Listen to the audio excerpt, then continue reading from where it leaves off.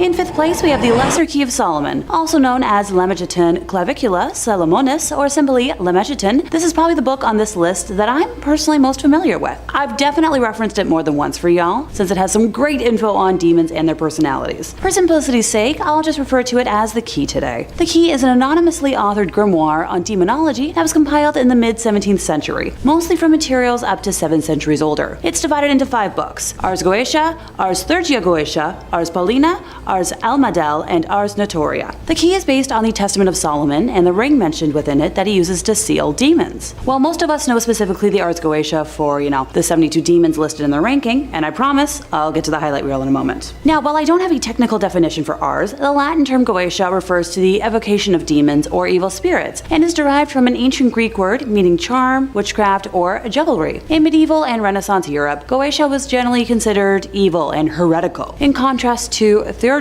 and Magia Naturalis, or natural magic, which were sometimes considered more noble. Okay, the 72 demons I promised. I promise I won't bore y'all and list them all, but some notable ones include King Baal, Duke Valfor, King Baleth, Duke Berith, Duke Astaroth, King Asmodeus, King or Count Fine, and Samael. The Ars Thurgia Goetia mostly references Trithemius's Steganographia, though the seals and order of the spirits are different due to corrupted transmission via manuscript. Rituals not found in Stenographia were added, and in some ways conflicting with similar rituals found in the Ars Goetia and Ars Paulina. Most of the spirits summoned are tied to compass points. 4 emperors are tied to the cardinal points of Carnisiel in the east, Amenadiel in the west, Demoriel in the north, and Caspiel in the south. And 16 dukes are tied to cardinal points, intercardinal points, and additional directions between those. There are in addition 11 wandering princes, so that a total of 31 spirit leaders each rule between several to a few dozen spirits. The Ars Paulina is derived from Book 3 of Trithemius's Stenographia and from portions of the Heptameron, but delivered by Paul the Apostle. Elements from the magical calendar, astrological seals by Robert Turner's 1656 translation of Paracelsus's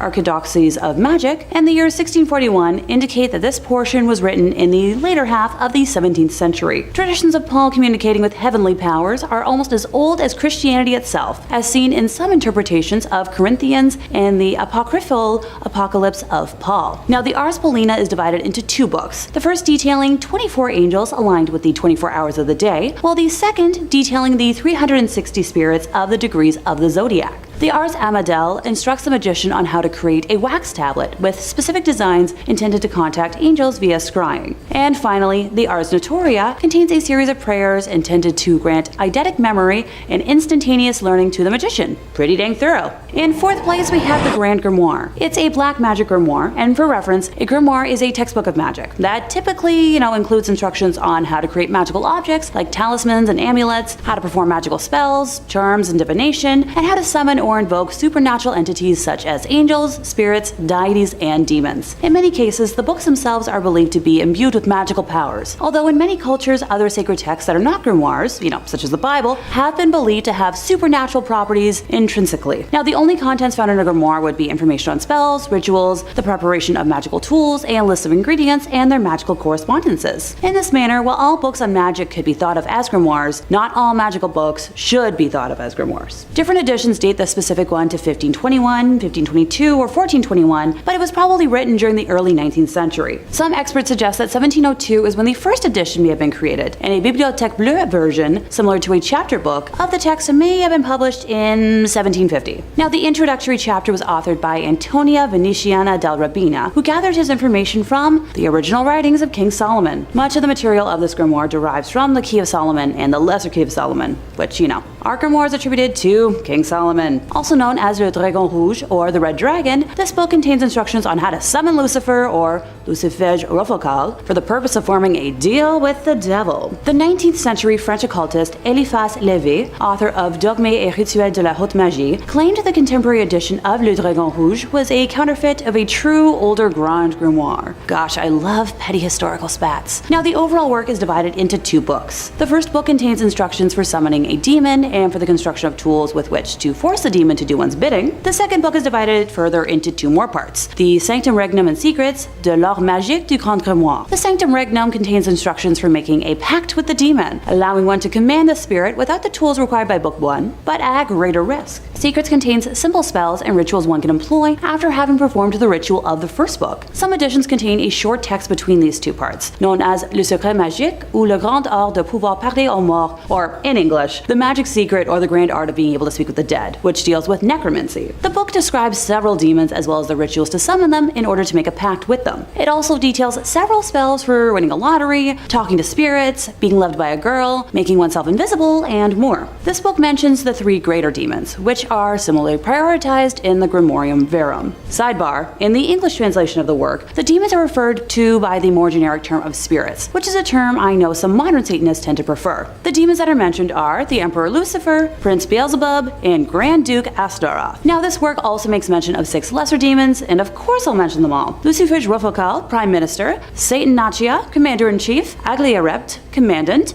Fleurity, Lieutenant General, Sargatanas, Brigadier Major, Nebulos, Marshal, and Inspector General. In our third spot today, we have the Voynich Manuscript. This manuscript was discovered in an old chest in Rome in 1912, and is believed to have been written sometime in the early 15th century. Now, there is a lot of mystery surrounding this book. For starters, we really don't know who wrote it. Apparently, it was purchased by the Roman Emperor Rudolph II, who believed it had been written by Roger Bacon. But Bacon lived in the 12th century, and the paper carbon dated to the 15th. So that doesn't add up. What the heck is going on? Now, the first known owner of the book was an alchemist named George Barish. One day he found the book in his library and he was like, okay, how the heck did it get there? I don't know this book. After him, the book was owned by a number of emperors and officials. Again, no one has ever been able to decipher this 240-page book. Even the best cryptographers and linguists in the world haven't been able to decipher it. Not only that, but the book contains images of plants that have been long extinct. And it also has images of intricate astrological signs. As a result, this book has been deemed the world's most mysterious book, and the Everest of historical code breaking. Now, there are a number of theories associated with this book. One is that it was created by aliens, hence why we don't understand the language. It's some alien language. The second theory is that it was created by a demon or the devil himself. In fact, people think that by deciphering this book, it will unleash a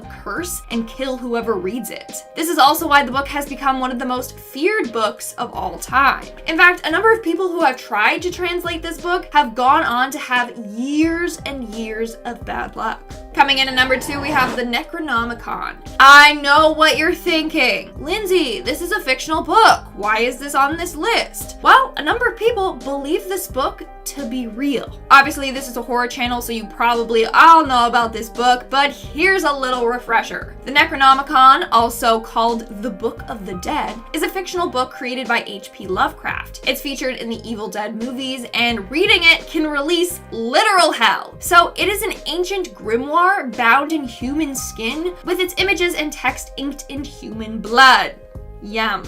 Now, here's where it gets interesting. Lovecraft insisted it was a made-up book, but true fans of the occult think otherwise. The book, in fact, exists, but is hidden so that it will never cause any harm. Now, Lovecraft says the idea of the book came to him in a dream, so many think that the spirits of this book chose Lovecraft to reveal it, meaning the book is really out there somewhere. Now, real-life publishers decided to produce physical copies of this book, but obviously those books don't harness real evil powers. But who knows? Maybe one day we will unearth the real Necronomicon. Let's hope not. Seriously, let's keep this as a fictional book. I've seen Evil Dead. I'm not about it, okay? And in our number 1 spot today, we have the Untitled Grimoires. Back in 2013, 2 mysterious books appeared online by a bookseller. The books were quite weird. They were handwritten in red ink with weird symbols all throughout it. Turns out that these books were real-life witch spell books.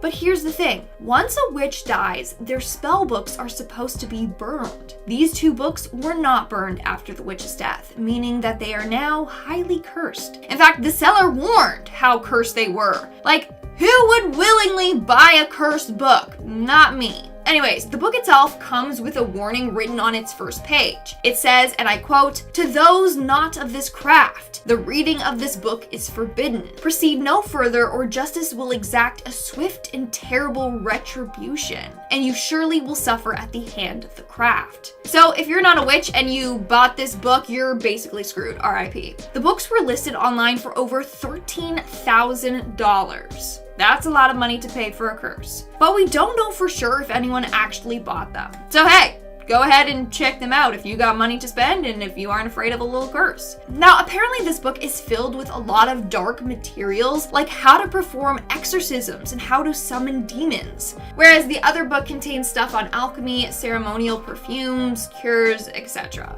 Hey, maybe there's a spell in there that will teach you how to break the book's curse. Who knows? If you want it, go buy. Starting off this countdown, we have the Lesser Key of Solomon. The Lesser Key of Solomon is a cursed grimoire that is said to contain summoning spells for over 72 demons. That's right, this book can help you summon 72 demons.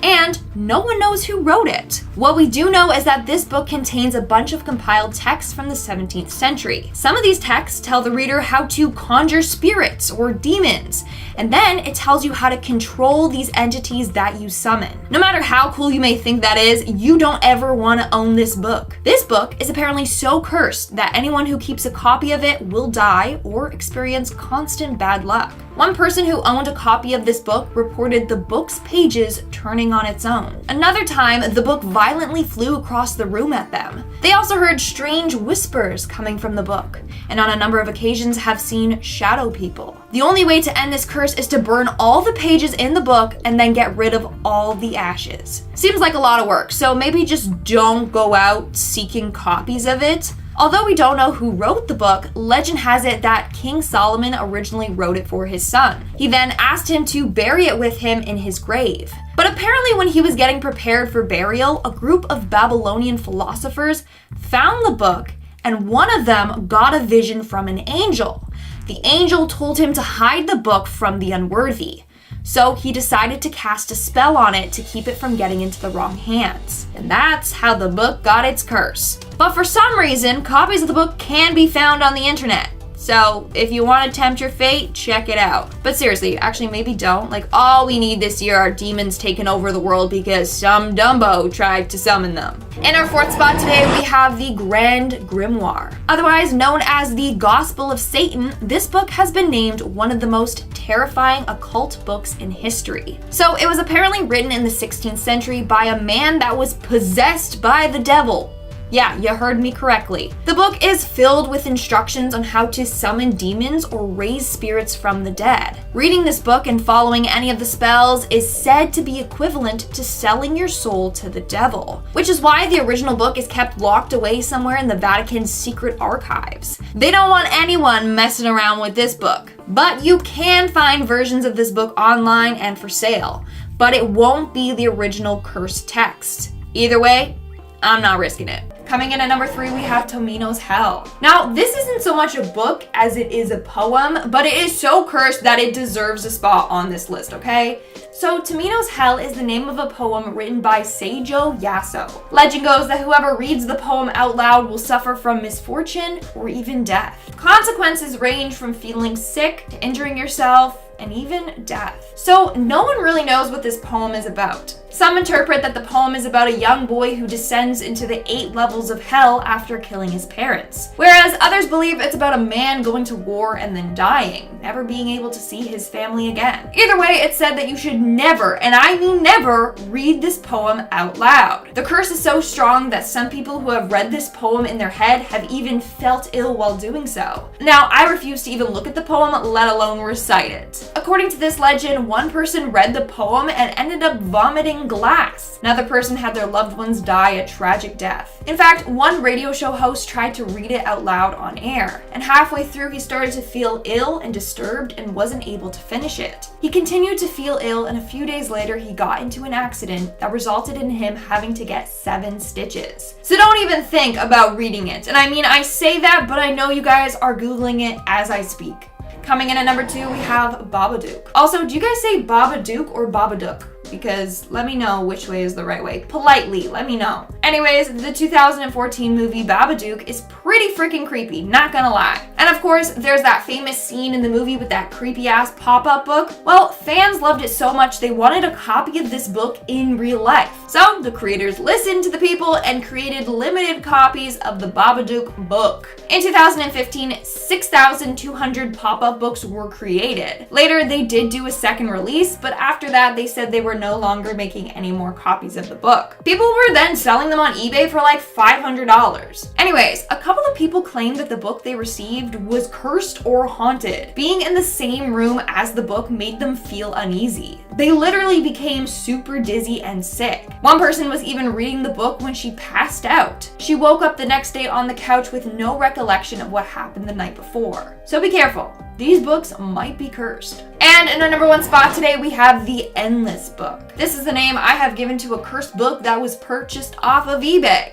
On the selling site, it was listed as a vintage beautiful notebook. It had this beautiful intricate design on the front with gold details and real gems in it. The pages were filled with someone else's drawings, doodles, and writing. But it came with a warning. It was cursed. The seller said that the book once belonged to her friend and it was her diary. But her friend ended up taking her life, and now apparently her soul is attached to her diary, and she haunts whoever owns the book. Now, the book was purchased by a woman who is obsessed with collecting vintage items. She thought the whole backstory was just a load of BS, a ploy to get the book to sell. That was until weird things started to happen to her. Drawings in the book would change, disappear, or switch pages. Writings would also appear and disappear. It's given me Tom Riddle's diary vibes from Harry Potter, not gonna lie. The freakiest part was the book was growing. Each day a page was getting added to the book, some blank, some with new drawings or new texts. Now, the woman was smart and ended up getting rid of the book. That was after the book literally gave her a warning. She woke up one day to the book open. The page it was on had "The End" written across the page in big red bold letters. It was written in blood. To this day, we don't know what happened to this cursed diary. But I think we all learned a valuable lesson, right? Don't go buying haunted/cursed items off of eBay. Number 5, the Book of the Sacred Magic of Abramelin the Mage. The Book of Abramelin, or more formally, the Book of the Sacred Magic of Abramelin the Mage, is an old Jewish magic text that is thought to date back at some point in the 14th or 15th century. Now, it wasn't the initial publication of this book that gave it its notoriety. Instead, it was when it was 19th and 20th century magicians who were in the Hermetic Order of the Golden Dawn, which is a British secret society dedicated to the practice, research, and upholding of old occult magic ways. But hush hush, you didn't hear that from me. One of the founders of the Golden Dawn, S.L.M. Mathers, created the first ever English translation of the book in the 1890s, drawing from a previously established 17th century French translation. Now, Mathers' translation quickly became the definite magic text of the 19th century, eventually helping inspire Aleister Crowley to inspire his system of magic, the legendary occultist and fixture of one of the best Ozzy Osbourne songs ever. That solo still goes, man. Now, there's all kinds of spells and magic inside this text. Some real highlights include spells on how to conjure somebody and turn them into a donkey, how to summon a monkey to do your bidding, that sounds great, and how to bring forth spirits to fetch you goods. The big key point in this text, however, is an epic, multi-month spanning ritual that, if performed correctly, will allow the sorcerer to commune with their own guardian angel. The book theorizes that everyone has a guardian angel and that they are another part of their essence, a spiritual other half of yourself. The ritual involves, I don't know how to say this politely. You have to, they say you have to get blissfully intimate with your other half. Once the honeymoon period is over, the caster then has to summon up and conquer unredeemed spirits of the infernal regions of hell to conquer them. And then they'll be able to master the spirit domain. That sounds like a lot of irredeemed spirits. I hope my angel might help out a little bit with that. This all sounds very complicated, so all things considered, maybe it's for the best that this one's locked away. Seems like heavy reading, not before bedtime. And if you're looking for more true tales of terror, fake frightening fribs, cursed relics, ancient evils, aliens, cryptids, conspiracies, ghouls, goblins, and pretty much everything spooky you can think of, Top 5 Scary is the place to be. Stay subscribed, but way more importantly, stay scared. Okay, let's keep going. Whole lot more video to get through. Number 4. Book of Soyga. The Book of Soyga, also known by a more complicated name, the Alderia Siva Soyga Vocor, is an occult text that hails back from the 15th century. I'm pretty sure just saying that name out loud in front of the camera, I probably caused a curse on the office, so I'm sorry about that. This text would have been lost to time, just another forgotten cursed manuscript, if it weren't for the obsessive efforts of John Dee, a 16th century polymath who had his hands in just about every field of study. Polymath is a fancy word for a guy who studies just about everything, and Dee practiced chemistry, physics, astronomy, and also the occult. You know, there's always more to learn, right? Mr. Dee was particularly interested in contacting angels to learn the secrets of the universe. And this book contains a litany of recipes for magic spells and all sorts of writings on demonology and astrology, but most importantly, and what caught Mr. Dee's attention, is that the book is said to include the names and genealogies of all of heaven's angels.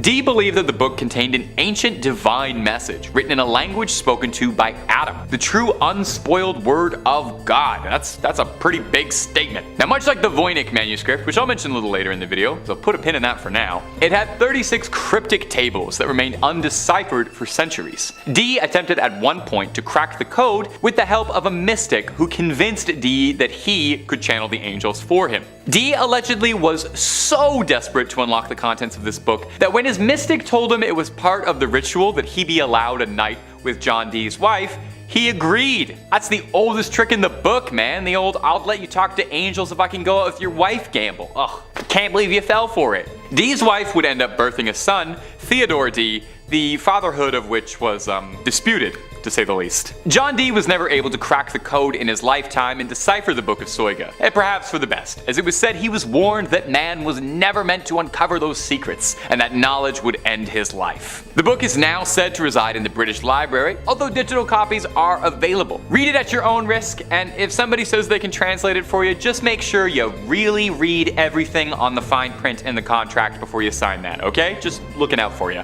Coming in our third spot, we have the Book of Sacred Magic. Back in the 15th century, a mage named Abramelin decided to gift his son with a book filled with mythical curses. I doubt it was on his son's wish list, but hey, it's the thought that counts, right? Anyways, in the 1900s, the book was translated to English, and that's when people realized it was probably cursed.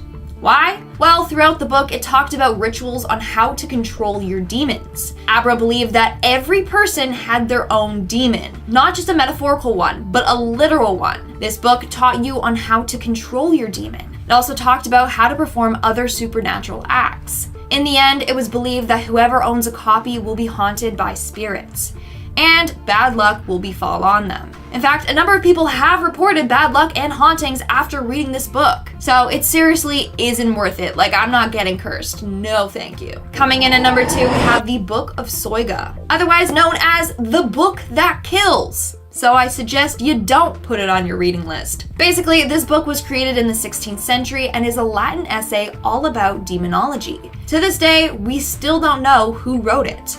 But what we do know is that John Dee, who worked as an advisor for Elizabeth I, got the book in 1580. He spent the rest of his life trying to decipher the whole thing. He quickly realized that this book was no good. It talked about how to conjure demons and had a list of spells and stuff like that. Rumor has it that one section of the book he could not decipher at all. It was a page with tables filled with random Latin letters.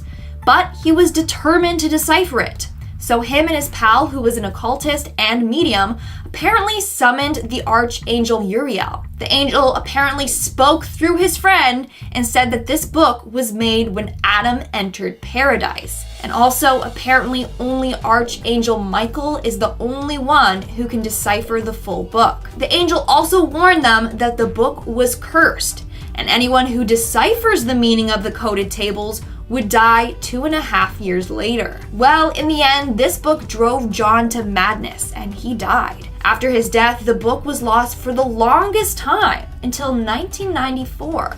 That's when not one, but 2 copies were found. Crazy. But let me know in the comments below, if you had the opportunity, would you risk your life deciphering this book? I'm a little curious to see what it's about, but also I don't want to die, so maybe not. And in our number 1 spot today, we have the Devil's Bible. The Devil's Bible, otherwise known as the Codex Gigas, is this massive 310-page book said to harness evil and negative energy. It was discovered in 1648 when a Swedish army looted the city of Prague. During this time, they discovered this book, which is considered the largest medieval book in the world. Like I said, it was composed of 310 pages, but it is also 36 inches tall, 20 inches wide, 8.7 inches thick, and weighs 165 pounds. In fact, the book did contain 320 pages at one point, but the last 10 pages were cut out and removed. More on this later, stay tuned. So now, there's this really creepy legend surrounding this book. Legend goes that the book was written by a monk, but this monk broke his spiritual vows, and he was sentenced to be sealed behind a brick wall and left to die. The night before his death, he realized he would not be able to finish his book, so he summoned Lucifer and asked him to complete it for him. In return, he offered him his soul. So legend goes that this book was finished by the devil himself. Now, remember those pages that I said were removed? Well, apparently they were removed for a very important reason. Some people believe that those pages told people how to summon the devil. And obviously, if those pages fell into the wrong hands, it would be bad. To make this book even creepier, some pages are filled with drawings of the devil and other demonic entities. One page contains a 19-inch frightening drawing of Satan. And apparently, the book also contains a bunch of dark rituals and tests, like how to perform exorcisms. You know, in case you summon the devil or a demon, then you just want to take it all back again. Number 5. The Necronomicon. To ease our way into this list, let's begin with a supposedly completely fictional book, created by the famous writer H.P. Lovecraft. Also referred to as the Book of the Dead, the Necronomicon appears in several of Lovecraft's stories where it was supposedly written in the early 1700s by an Arabic man named Abdul al-Hazrad, who was a devotee of the demonic deities Yog-Sothoth and Cthulhu, before he was apparently horribly devoured by an invisible demon in front of a presumably very confused and very terrified crowd. After this, the work was apparently translated and passed down over the years, having versions made in Greek, Latin, and English, while simultaneously being banned by various political and religious figures throughout history. Lovecraft was very sparing with the details about the contents and appearance of the book, believing that the mystery made it more frightening, though sections of it are quoted in his stories, such as the famous couplet appearing in The Nameless City, which goes, "That is not dead which can eternal lie, and with strange aeons even death may die." Over the years, Lovecraft was asked several times if the Necronomicon was in fact a real book, but he would always answer that it was not,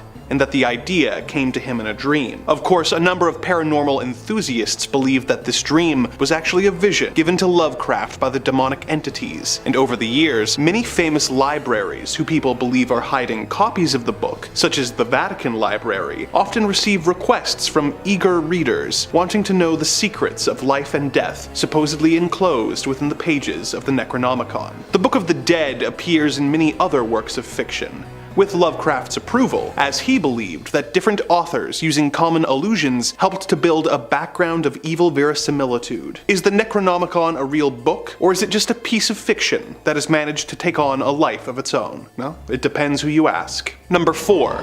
The Lesser Key of Solomon. The Lesser Key of Solomon is a grimoire compiled in the 17th century from materials that were already centuries old at the time of the book's original publication. The volume is divided into 5 books, one of which contains instructions on how to grant the practicing magician an eidetic memory and the ability to instantly learn materials. Another of the books teaches the user how to contact angels using a wax tablet and a method known as scrying. 2 of the other books describe the 24 different angels and their relation to the 24 hours in the day, and the 360 spirits of the degrees of the zodiac. However, the Lesser Key's most famous book is known as Ars Goetia, which contains 72 sigils, each representing a different demon, as well as instructions on how to summon the 72 demons, and even how to control them. Before you go searching for a copy at Barnes & Noble, consider the following. The Lesser Key of Solomon is apparently a cursed book, with anyone who owns a copy of it it reportedly being subject to constant bad luck, or in some cases, even death. Some owners of the book have reported seeing the pages turning by themselves and even flying across the room while hearing whispers and seeing dark shadow people. If this warning has reached you too late and you have already fallen victim to this horrible curse, the good news is that it can apparently be broken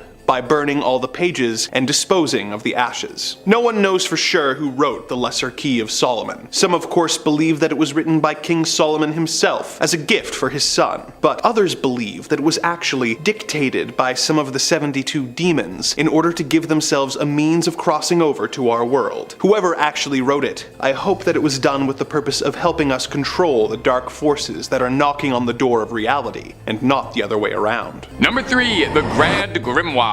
That is so fun to say. This next entry has been nicknamed the Gospel of Satan. So if you're looking for an indication as to whether or not this book is, evil, there you go. They had to put that on a sticker, put it on the cover right next to the Oprah's Book Club recommendation. This book is said to have originally been written by a man possessed by the devil sometime in the 16th century. It's an infamous occult text and is said to contain dark incantations, spells and rituals, tools on how to force demons to do one's bidding, and even some instructions for a little necromancy 101 for fledgling dead raisers. It's not all brimstone and hellfire though. There are also reports on how to make pacts with spirits for personal gain, rituals to win the lottery, talk to ghosts, make yourself invisible, and even adorably, how to win love. Never heard of a demon working to help someone fall in love. Now all that sounds cool, definitely. I know I would love to have like a little skeleton minion who could help me with chores, maybe be like my little buddy. I love playing a necromancer in Skyrim, but these things don't really work out if you don't know what you're doing. Take a look at Full Metal Alchemist, that didn't work, they didn't know what they were doing. Even opening this book is considered equivalent to selling your soul to the devil. Soon as you crack the spine, it's like signing the contract. Because of the book's nefarious reputation, the original copy of the manuscript has been sealed away inside the Vatican's secret archives, and not currently available to the public. So I don't think whatever they're listing on Amazon as the Grand Grimoire for $10 is the real Grand Grimoire. Number 2, the Voynich Manuscript. The Voynich Manuscript has got to be one of my favorite stories of a mysterious manuscript ever. I guess that's why I put it at number 2. Unlike a lot of entries on this list, it's actually very easy to come across a digital copy of the Voynich Manuscript. It's available to read online. The only trouble is reading it honestly probably won't do you a lick of good, since it's written in a language no one has ever heard of and there's no record of it ever having existed. Yale University has the entire thing up and available online if you're feeling confident enough that you can take a crack at it and feel like banging your head against a brick wall for a few hours. The book is a handwritten, hand-illustrated codex of 240 pages of pure mystery, featuring gorgeous illustrations and typography, and what the book is about is your guess is as good as mine, honestly. Carbon dating suggests that it stems from the 15th century, and analysis of the style of the text and illustrations within suggests that it could have been penned during the Italian Renaissance. But just about every single aspect of this thing is shrouded in mystery.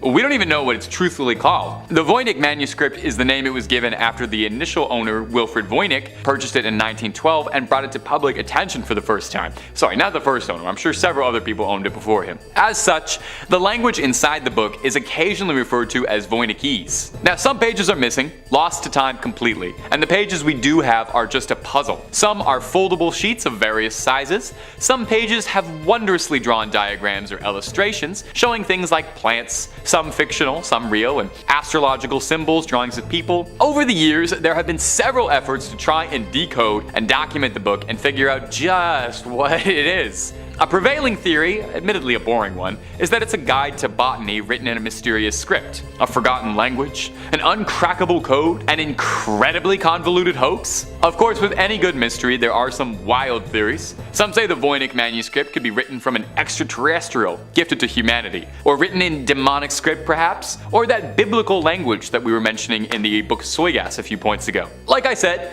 it's available online, so I leave this up to you. If you manage to crack it, let us know down below in the comments. We're all clamoring for it. And number 1, the Codex Gigas. When it comes to cursed and demonic books, the Codex Gigas is one of the biggest ones around. Like, literally. Codex Gigas translates to giant book, which isn't exactly a scary name. When you see the size of this behemoth, it starts to make a little bit more sense. This thing is massive.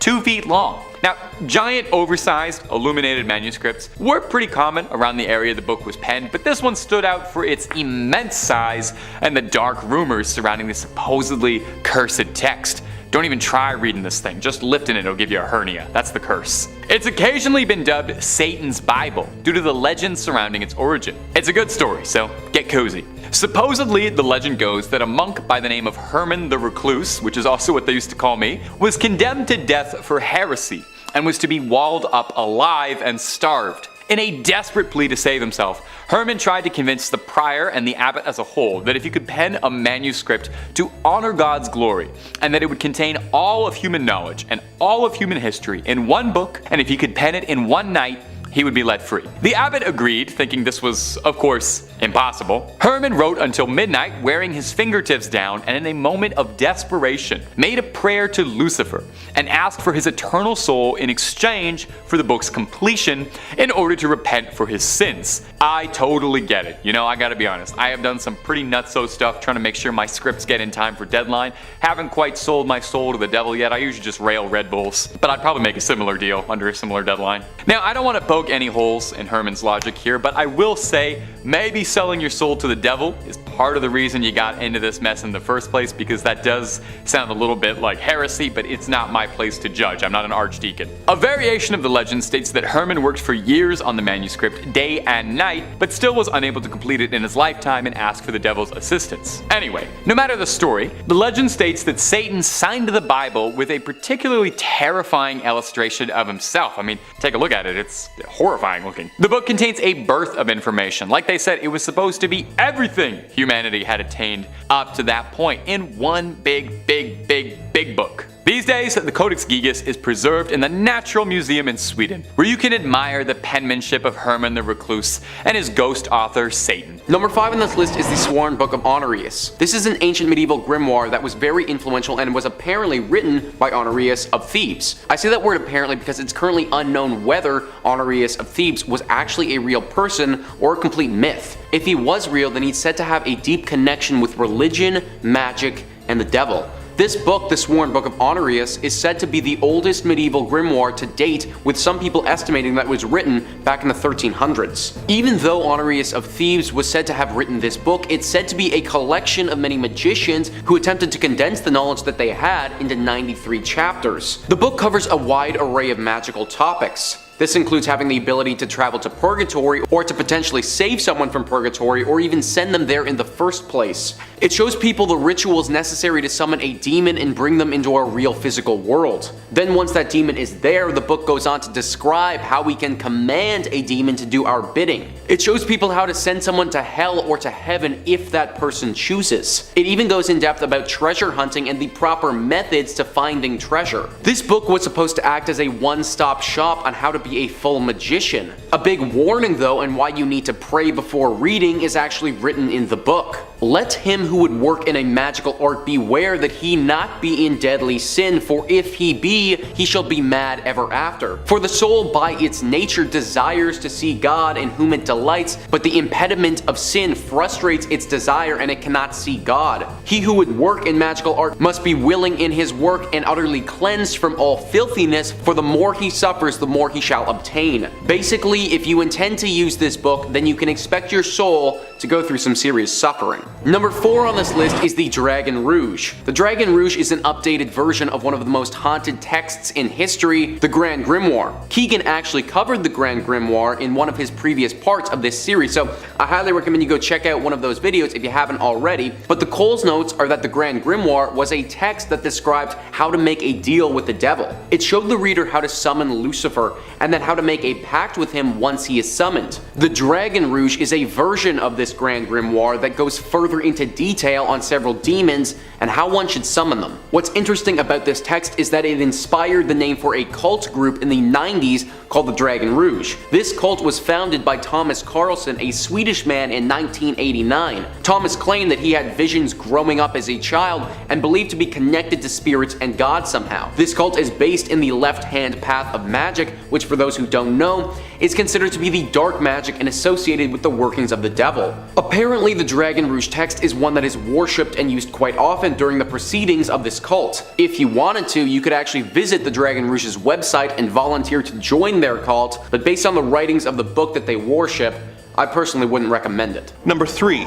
The Book of Soyga. This 16th century treatise on magic, written in Latin, came into the possession of the former advisor of Queen Elizabeth I and famous mathematician, astrologer, alchemist, and occultist John Dee in the year 1580. The book was filled with spells and instructions on how to summon demons, but most curious of all were the several pages which were covered in more than 40,000 letters, all seemingly distributed at random. John Dee spent 2 years trying to crack the code that would allow him to read the book, but could not. In 1582, his colleague and fellow occultist Edward Kelly offered to perform a seance using a special mirror which would allow the Archangel Uriel to speak through him. They performed the ritual, with Dee recording the dialogue between himself and the angel in his spiritual diaries. Dee began the conversation by asking, "Is my Book of Soyga of any excellency?" The angel replied in Latin that the pages of the book were indeed special and were revealed to Adam by the good angels of God in the Garden of Eden. When asked if he could help them translate the tablets of letters which comprised the final 36 pages of the book, the angel responded that only the Archangel Michael had the power to decipher it. Dee would spend several more years failing to decipher the final pages of the book, while concerned at the rumors that the book was cursed and would bring death to anyone who translated it within 2.5 years. The book eventually went missing and was considered lost to history, with the only references to it being in Dee's various diaries. This changed in 1994, when a John Dee scholar searched the British Library. It had been searched many times before, but all the previous searchers had made the mistake of looking for it under the letter S for Soyga, instead of using the book's alternate title described in one of Dee's diaries, Alderia Sive Soyga Vocor. The scholar found 2 copies of the book using this method. In 2006, a mathematician was able to use a computer to analyze the 46,656 letters of the tables and discover the different keyword that each coded page used. This also revealed that the spelling errors between the 2 books proved that they were both actually copies of an even older text of unknown origin. The author of these texts is still unknown, and though the supposed angel said it was dictated to Adam by angels, the idea of angels in the Garden of Eden teaching Adam how to summon demons seems inconsistent with the established biblical lore. Is this supposedly cursed coded grimoire actually authored by some sinister and malevolent force? And what purpose was the book intended to fill? The more we learn about this book, the more mysterious it seems to get. Number 2. The Grand Grimoire. Sporting the alternate name of the Gospel of Satan, this 16th century book has the reputation of being one of the most terrifying books on occultism ever written. The book is filled with instructions to summon not only demons, but the devil himself in order to sell your soul to Old Scratch. It describes in great details the rituals that will let you call forth Lucifer, Beelzebub, Astaroth, as well as 6 lesser demons, and also contains spells that will, among other things, let you win the lottery, talk to spirits, make someone fall in love with you, and turn yourself invisible. The book's ritual instructions are very intense, with some spells calling for house pets like cats to be sacrificed and skinned and popped into a pot. The original copy of this book is currently being kept under lock and key in the Vatican archives, but other versions are available for purchase, such as the Kindle version, which you can own for $1.75, which is a great deal for something that will apparently let you turn invisible and then win the lottery. Of course, the additional cost of your pet cat and your soul may add up. The name of the original author is unknown. However, legends and rumors state that the author wrote the text while being possessed by the devil, which I suppose makes him Satan's ghostwriter. Number 1. The Voynich Manuscript. The Voynich Manuscript is a coded book that was believed to have been written at some point in the early 15th century. It was discovered in a locked chest in Rome in the year 1912, and deciphering its history and, more importantly, its meaning has been a goal of several different scholars for many years before and since. Its first known owner was believed to be Rudolph II. Rudolph apparently thought that the mysterious book had been written by Roger Bacon, and purchased the book for a huge amount of money, roughly 600 ducats of gold. The first 1 100% confirmed owner of the text was an alchemist named George Barish, who found the mysterious book in his personal library, unsure of its origin. It was passed from him to a variety of scholars, emperors, and officials, all of whom failed to decipher its bizarre text and illustrations. Several of the world's best cryptographers from the First and Second World War have tried to decipher its 240 pages, and have not found any way to read the book. Some of the pictures include detailed sketches of plants that are not found in nature and zodiac signs. As you might expect, there are several theories about the purpose and the author of this book, with some believing that it was a herbology text written in a lost shorthand, and others having more outlandish theories that it was created by aliens from another world. One theory is that the book was written by either a demon or the devil himself, and that anyone who manages to translate its contents will unleash a curse upon the world. A theory they believe is bolstered by the fact that several people who have attempted a translation have gone on to suffer several years of bad fortune. Whether the origin of this book is human or demonic in nature, it is still the most mysterious and curiosity-inducing book in human history. Coming at number 5, we've got the Grand Grimoire. Well, with a name like that, you'd better hope it's imbued with some terrible power, otherwise, what's the point? We discussed a grimoire in our last video that was more directed towards witches and other followers of Wicca. If you're part of that group, it's safe to read, otherwise you'd better watch out. This one is just straight up evil according to some. And when a book is this jam-packed with horrid, abominable information, people tend to take notice. It's been referred to as the Gospel of Satan, which is a fun genre to imagine. However, I would hazard a guess that most modern Satanists want nothing to do with it, as they tend to be more peace-loving and accepting. Back in the 16th century, a man claimed to be possessed by the devil. Whether this was Satan proper or one of many hideous demons inhabiting the fires of hell, I guess we may never know. Lots of demons who inhabit the bodies of the living like to pretend they're something that they're not, so I wouldn't be surprised if this was inspired by a different being than Satan himself. However, that doesn't make it any less scary. Some say that this is the deadliest book going, with lots of stories to back it up. Those who read it are privy to some incredibly dark secrets, from doom bringing incantations to demon summoning guides. You don't just get these lessons for free though. All this eldritch knowledge comes at a price. By simply opening the book and reading from its pages, you're essentially offering up your soul to whatever dark forces inhabit it. And the longer you stick around reading away, the more likely it is that something will take what is most precious to you. Usually reading plenty is good for you, but in this case you're playing with fire. The Grand Grimoire is rumored to be so dangerous that people have locked it away in the depths of the Vatican, protected by all sorts of holy implements. Others say that the real grimoire is still out there somewhere, circulating between occultists and evil spirits. This legend has staying power, and many have taken the idea of such a book and added it to other stories, from movies to video games to urban legends. Who knows, maybe the real Grand Grimoire is sitting in some unassuming thrift shop, waiting to be picked up by the right person. Coming in at number 4, we've got Tomino's Hell. Veering off in a very different direction, we're going to take a look at a book that doesn't necessarily have hundreds of years of curses and evil energy imbued within it. Compared to a lot of these other books, it's a relatively new haunted tale, one hailing from Japan. It doesn't even need to physically be in the possession of the person reading it. All it takes to be cursed by this poem is to read it aloud. That's dangerous. Stories of this damned poem started showing up after the author, Saijo Yaso, published a collection of his work in 1919, so I guess it is over 100 years old now. Huh. After losing family members in World War I, he took the grief and pain he was experiencing and put it into words. It's not a very long poem, so you could definitely read it in one sitting. I'm not going to read it aloud today for obvious reasons, but we can do our best to summarize the tale and delve into the haunted story. A lot of the details are left up to interpretation, but the general idea here is that it tells the tragic tale of an girl who was left to die by her family.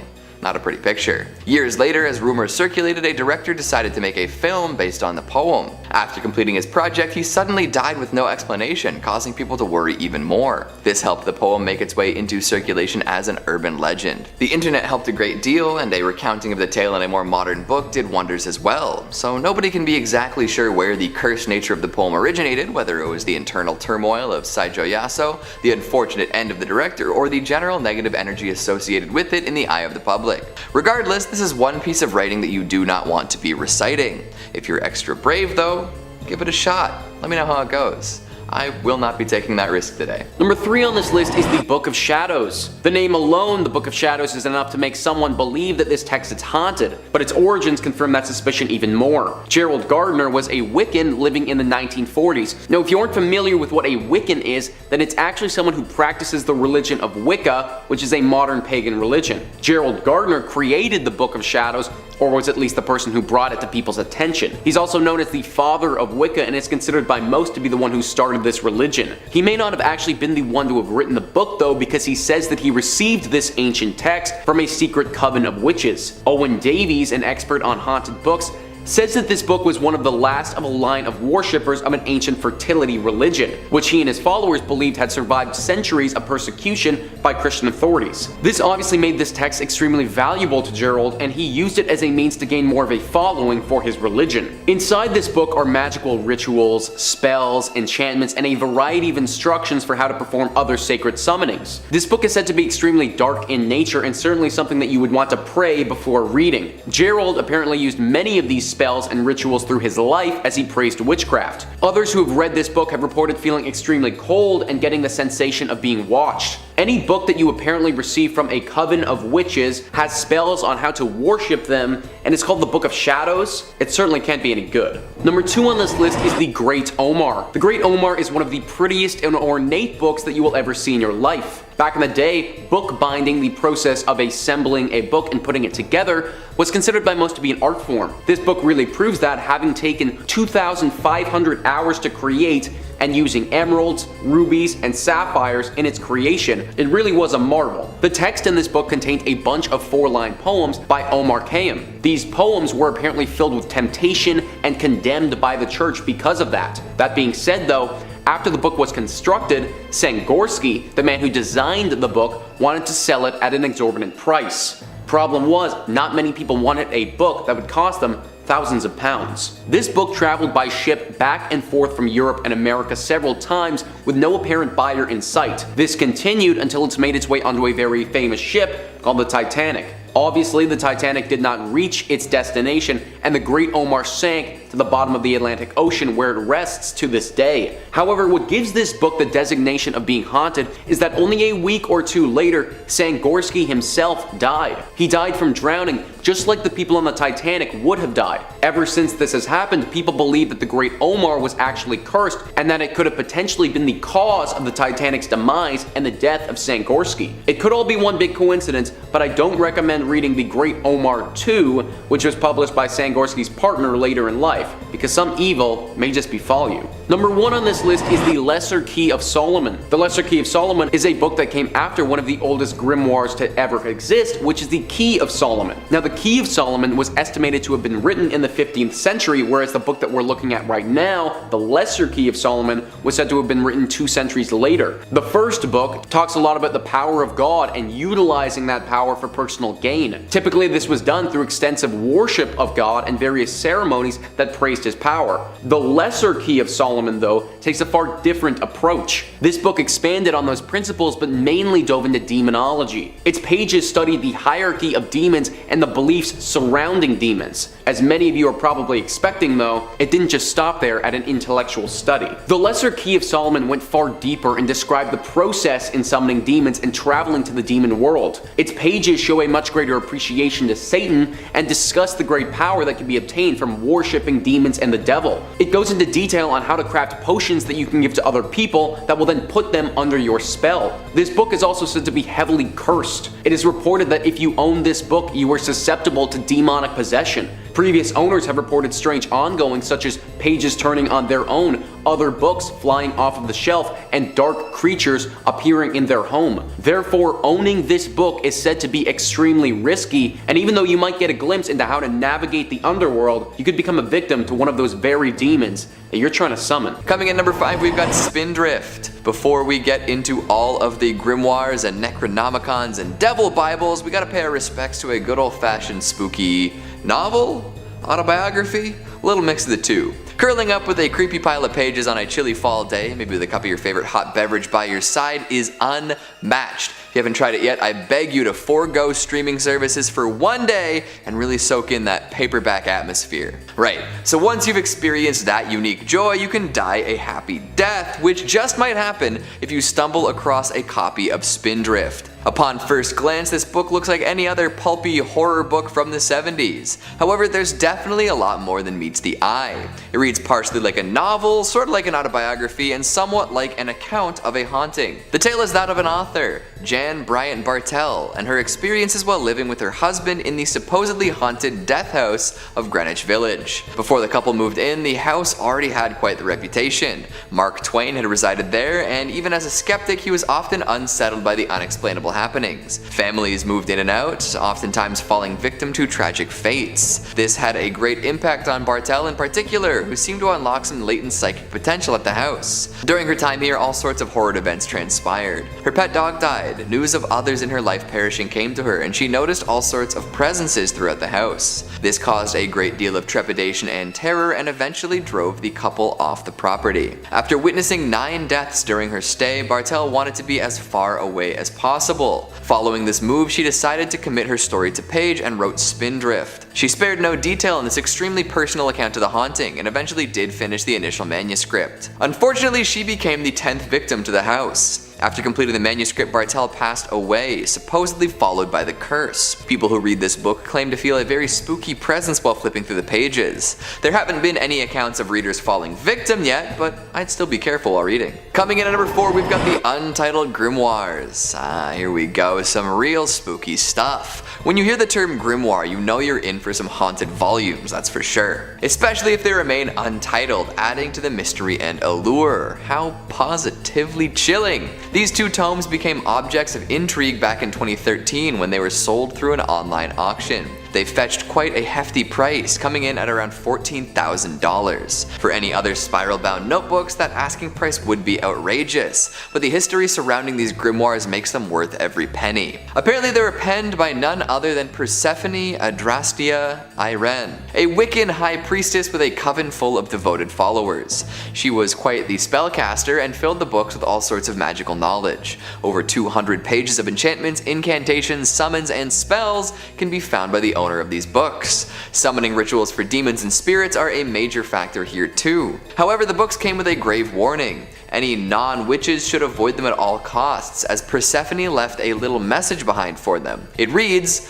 "To those not of the craft, the reading of this book is forbidden. Proceed no further or justice will exact a swift and terrible retribution. You will surely suffer at the hand of the craft." The actual threat is quite vague, but with all of the possible spells and curses and hexes listed in the book, one can assume that their punishment would have something to do with that. So if you're not praying to the goddesses of Wicca before cracking open one of these, maybe consider what you're doing. Life is hard enough without additional magical mayhem invading. You can choose not to read the Untitled Grimoires. Coming in at number 3, we've got the Book of Abramelin. Heading back in the direction of spellcasting and dark magic, here we have a tome written from the teachings of a mage. Apparently back in the 16th century, a traveling writer named Abraham came across an old wizened mage. This man had seen it all and was privy to some of the world's darkest secrets. The mage told Abraham all he knew, and Abraham took those lessons and wrote them down in a book. Interestingly enough, he dedicated this tome to his son. What's better than a book of forbidden knowledge from the old man, right?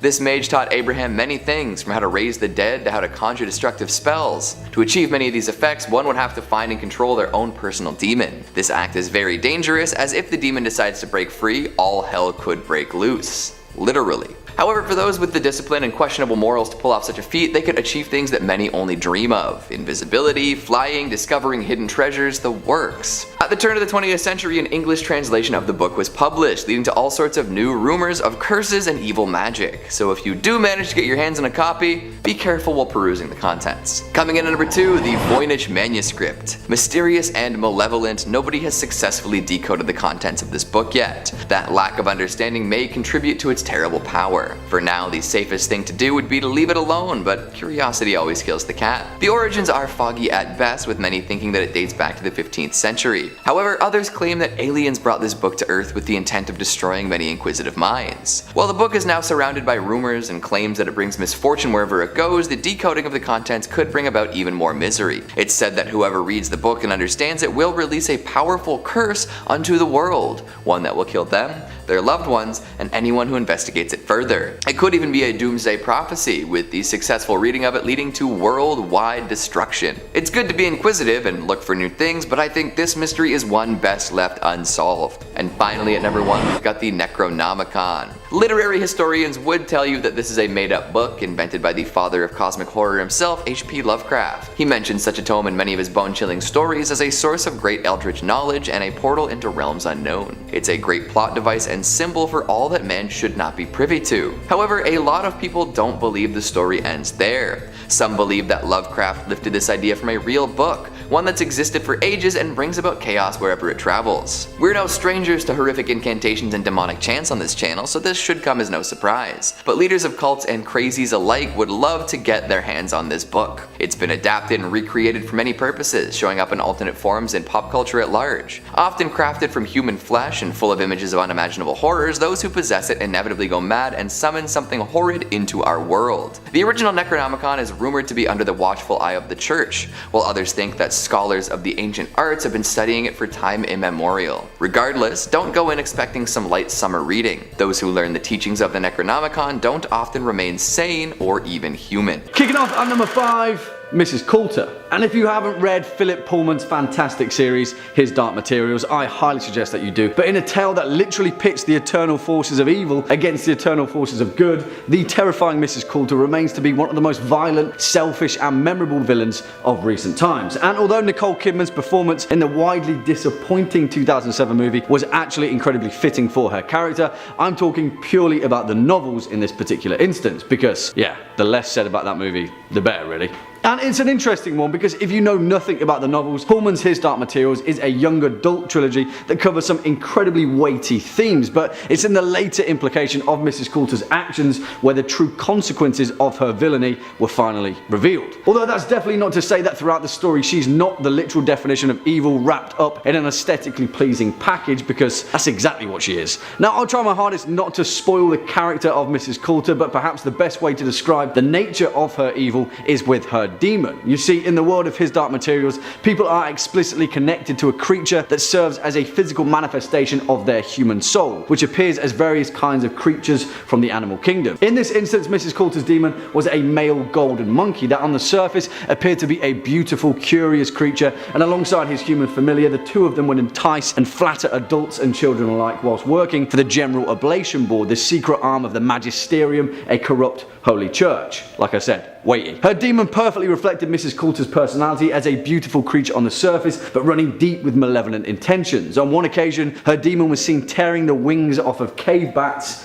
out of sheer boredom. Yeah, that says a lot. Coming in at number 4, O'Brien. And this particular fictional creation comes from George Orwell's resounding and highly important novel, 1984. And yeah, it's going to be incredibly difficult to explain the evil behind this character in particular without spoiling the novel. But hey, Orwell published this book 70 years ago in 1949, so I think you've had fair warning. In the world of 1984, the protagonist, Winston Smith, lives in a dystopian, oppressive, totalitarian version of Britain, a portion of the superstate of Oceania, which has been under the rule of Ingsoc and Big Brother for time long forgotten. He who controls the past controls the future, and all that. In the society, nothing is safe from the eternal gaze of Big Brother, and even the confines of the human mind aren't safe from the Thought Police, an organisation that serves as the secret, ever-watchful eye of Ingsoc. And that's where O'Brien steps in, an administrator that works in the Ministry of Truth and who leads Winston Smith to believe that he is secretly leading an underground resistance known as the Brotherhood to bring down Ingsoc from within and overthrow the party. In actual fact though, as is revealed in a vital moment of realization in the novel, this whole thing is just a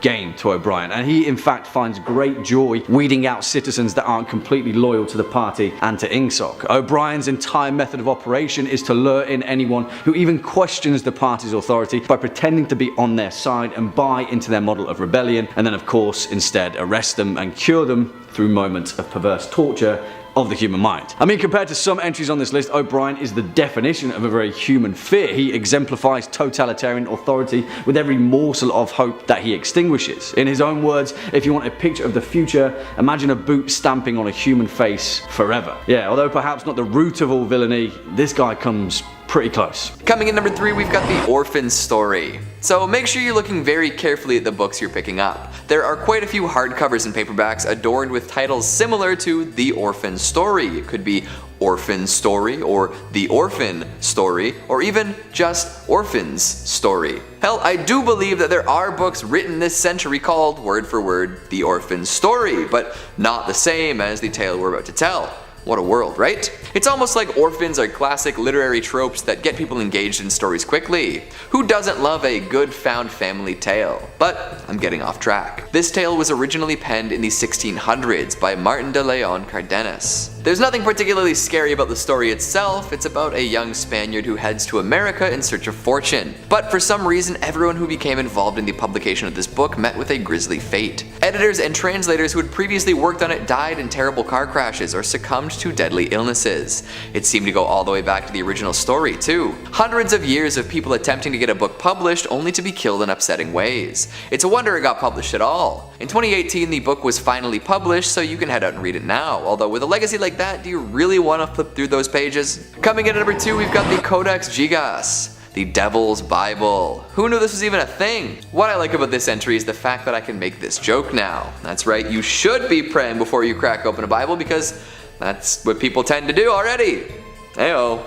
Can't take full credit for that joke though, because Lindsay made it to me first, so laugh away. Now, back to the actual demonic properties of this book. The Codex Gigas is an extremely large medieval illuminated manuscript containing a number of alphabets, the entire Latin Bible, the history of the Jews, medical works, the New Testament, necrology, magic formula, and more. It's known as the Devil's Bible because of the unusual illustration of a devil inside. Most Bibles tend to avoid full-page drawings of Satan. This relates back to a legend concerning this tome where a monk was accused of breaking a vow to his master. As punishment, he was to be walled up and left there. Before he could be sealed away, however, the monk desperately promised to make a book that would glorify the monastery forever. It would include all of human knowledge, a lofty goal indeed. So he set to making this beautiful book, filled with intricate calligraphy, illustrations, and embellishments. As the clock was about to run out, he realized he was still 10 pages short. In order to get it done on time and save his life, he made a deal with the fallen angel Lucifer, his soul in exchange for the completed book.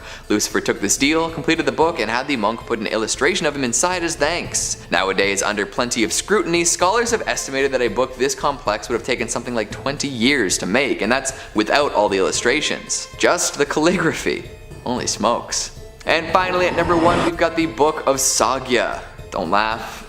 Don't laugh. I know it sounds like something along the lines of Ligma, but I promise you don't want to post about this. If you begin writing about it or learning its secrets, you might be driven mad. That's exactly what happened to a scholar by the name of John Dee. He came into possession of this 16th century Latin essay on demonology and became obsessed. Down the rabbit hole he went, struggling to figure out what secrets the book might hold. He discovered that it was full of dark rituals and potentially dangerous incantations, but beyond that he couldn't really make heads or tails of it. Eventually he lost his mind. He began reaching out to people to act as mediums through which he could communicate with angels. In doing so, he apparently discovered that the book was unreadable to anyone other than the Archangel Michael. Bummer. After Dee's death, many others have attempted to make sense of this ancient tome, but to no avail. Kicking off at number 5, the Munich Manual of Demonic Magic. A text supposedly written sometime in the 15th century, the Munich Manual of Demonic Magic is a grimoire manuscript that describes the lost ancient rites of demonic knowledge. It is claimed that this text has been largely ignored by scholars throughout history due to its malevolent nature. The text, which is solely composed in Latin, is pretty much a handbook to demonology and, much more worryingly, appears to be a handy guide to necromancy. Although it was my favourite class in Diablo 2, Fishymancer. If you know, you know. The text was later picked up and an edited manuscript was published in 1998 by Richard Kieckhofer, an American medievalist and religious historian, where it was renamed Forbidden Rites and Necromancers Manual of the 15th Century. Stranger still though, a vast portion of this book has yet to be fully translated, so who knows what the hell is lurking deep within its message. Coming in at number 4, Picatrix. which is a word that I just love saying. Picatrix. Almost sounds cute, right? Well, unfortunately, it's pretty far from that. It has been summarized as the most thorough exposition of celestial magic in Arabic. In actual fact though, Picatrix is a 400-page book of magic and astrology, originally written in Arabic under the title Gayat al-Hakim, allegedly dated all the way back to the 11th century, although some scholars have argued that it was in actual fact written in the first half of the 10th century. Gayat al-Hakim loosely translates to the aim of the sage or the goal of the wise. It wasn't until 1256 when it was translated into Spanish by Alfonso X of Castile and later into Latin where it picked up the name Picatrix. The book synthesizes ancient works of magic with astrology and outlines a practice known as talismanic magic, a celestial power that allegedly draws on the cosmic will of the universe. It also draws on the Neoplatic theory of hypostasis, which essentially is the idea that there's always a bigger fish. And it may or may not be a demon. Next up at number 3, Euron Greyjoy. And please, no, don't panic, I'm not talking about the show's representation of Euron Greyjoy, but purely the book series. Although I still love the show for the most part, Euron Greyjoy wasn't given the portrayal that his character deserved, and there's no denying that in George Martin's A Song of Ice and Fire, the Crow's Eye himself, Euron Greyjoy, is one of the most terrifying villains in the whole of modern fantasy. And again, it's because of his humanity, or lack thereof. Now, George Martin is one of the finest writers of our time and has a particular knack for creating characters of pure evil, down to the fact that he segues the conventional notions of light and dark and instead focuses on areas of grey. But no, not for Euron. Euron Greyjoy is just straight up the most truly evil inhabitant of the known world. Just compare him to some of the most memorable villains of the entire series, so far anyway, and they all pale in comparison to Euron. Ramsay Bolton, Tywin Lannister, Joffrey, all of them various shades of villainy, cruelty and malice that have all equally committed some of the most violent and horrifying atrocities in the series, and Euron still takes the cake. You see, he's not a psychopath in the conventional sense, he's not prone to violent bursts of anger by impulse alone, but maintains his own entirely calculated sense of chaos that once showing us the true rage that lies within him, and believe me, there's plenty of it. Take for example how Euron Greyjoy calmly ripped out the tongues of his entire crew after a storm took his ship by surprise. He ripped out every single crew member's tongue without a second thought, and his reason was that he needed silence. Allegedly, anyway. Because as we all know, it's pretty difficult to stage a mutiny without a tongue. And that isn't even close to the worst of it, because the true evil of Euron's character is explicitly revealed throughout allusions to his childhood, pitting reason as to why his brothers despise him with such hatred. You see, the Greyjoys are pirates, reavers and pillagers who take what they want in pursuit of riches untold. But Euron, despite having sailed pretty much across the entire known world, collecting countless treasures along the way and becoming the most successful Iron Islander of all time, he keeps none of it for himself. Euron isn't in it for the plunder. Perhaps then his violent nature would make sense. He's in it for something else entirely. What that something is, only he'll ever know, and that's the terrifying part. Swinging in at number 2, Nurse Ratched. And this particular entry may get people's blood boiling a little, because there's no denying the fact that Louise Fletcher's performance in 1975's One Flew Over the Cuckoo's Nest caused an entire generation to scream out in rage at the screen, as her fantastic portrayal of Nurse Ratched relentlessly proved that there are few limits to the depths that absolute power can corrupt absolutely. And although Fletcher's performance was without a doubt iconic in its own right, that's not to detract from the fact that Ken Kesey's 1962 novel just so happened to pen one of the most terrifying villains in the whole of literature. And again, it was down to her warped sense of humanity, or lack thereof, where the true nature of evil was found. However, the tragedy of Ratched's character only serves to make us as an audience question our own sense of morality, and ultimately it forces us to confront whether we can or should ever forgive evil. I'll try my utmost not to spoil anything behind this tale in particular, but as the novel explains, Nurse Ratched is the head administrative nurse at Salem State Hospital, a mental institution where the novel's narrator, Chief Brodom, resides alongside the iconic Randall McMurphy and a whole host of other patients that make up the fabric of Kesey's tragic tale. At Salem State, Nurse Ratched exercises her absolute power over the patients, using her patients' access to medication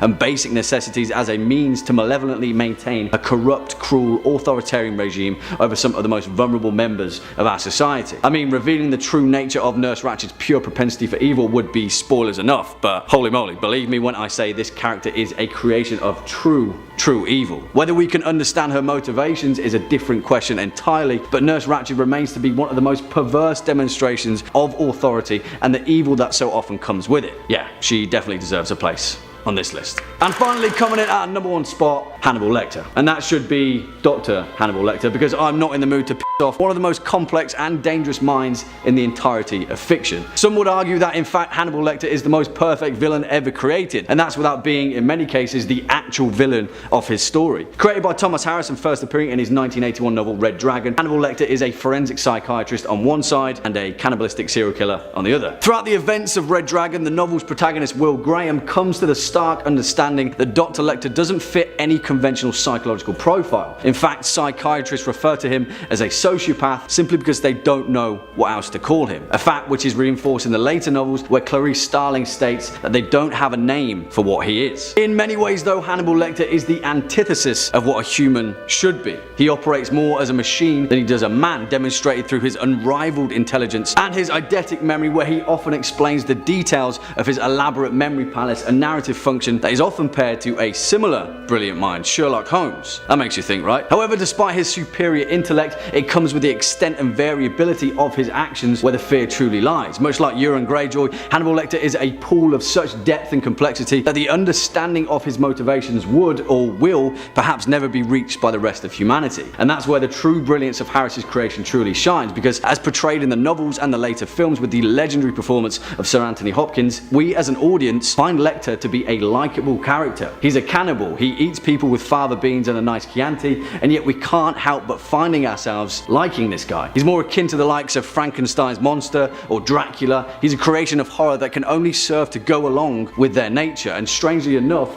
for a human looking in, that fact forms a bizarre thread of curiosity that draws us in. Hannibal Lecter is the definition of horror, equal parts fear, equal parts curiosity, and he's a mystery that we'll never truly understand. Coming in at 5, The Haunting of Hill House, Shirley Jackson. Now, you may be surprised I included this book on our list, considering it jumped up in popularity following the release of the Netflix series of the same name. However, prior to this, the book wasn't as popular amongst all audiences, and was a lesser known ghost story that certainly deserves our attention. When we think about horror story cliches, we think haunted houses. It's the top of the list, an idea done so often it's frequently parodied. However, Shirley Jackson brought something entirely new with her book, The Haunting of Hill House, which is simply the best haunted house story ever written to date. Fact. Released back in 1959, Hill House is a gothic horror that tells the story of 4 seekers who arrive at a notoriously haunted house, under the order of Dr. Montague, an occult scholar looking for evidence of a haunting. At first, their stay seems destined to be nothing but a spooky encounter. However, Hill House is gathering its power and eventually chooses one of them to make its own. Guess who? It's an easy guess. Now, the book is vastly different to the show and arguably better, so if you want a fright, you should definitely check it out, even though this list is books you should avoid. But where's the fun in that? Coming in at 4, The Cipher, Kathy Koja. First published back in 1991 by Kathy Koja during a period of time where it was becoming clear that the likes of Stephen King weren't the future of horror fiction. So Koja took advantage of this by stripping the genre down to the basics. The Cipher tells the story of a black hole that spontaneously appears in the floor of a couple's apartment in Detroit. And of course, dreadful things begin to happen. Nicholas and Nakota are forced to set out to see what happens when they drop various items into the hole. But as they do, they discover everything they drop down comes back violently rearranged. Now, this book is a tough one to track down these days, with the only way to get hold of it is in ebook form, which is no fun at all. Here's hoping that publisher will eventually bring it back into print.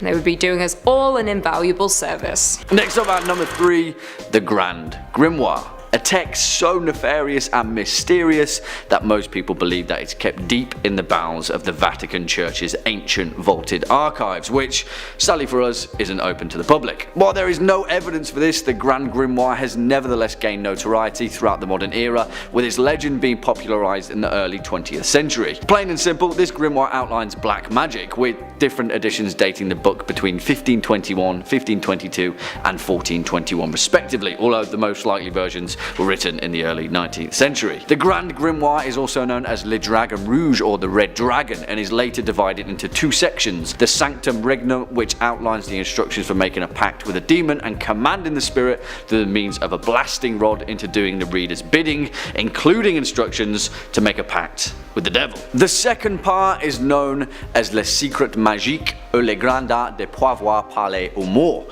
which is the secret magic or the grand art of being able to speak with the dead, which I think is pretty self-explanatory.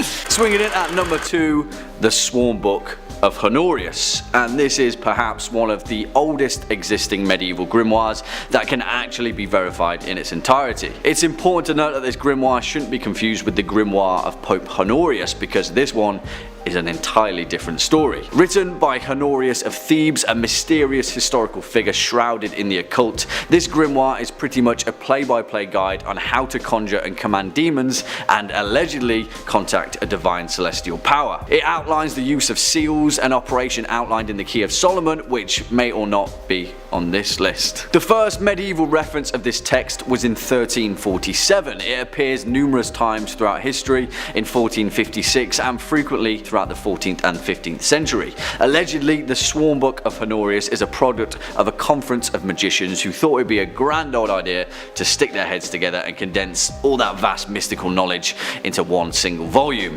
Well, that volume just so happened to be a staggering 93 chapters of demonic, all-powerful, mystical know-how.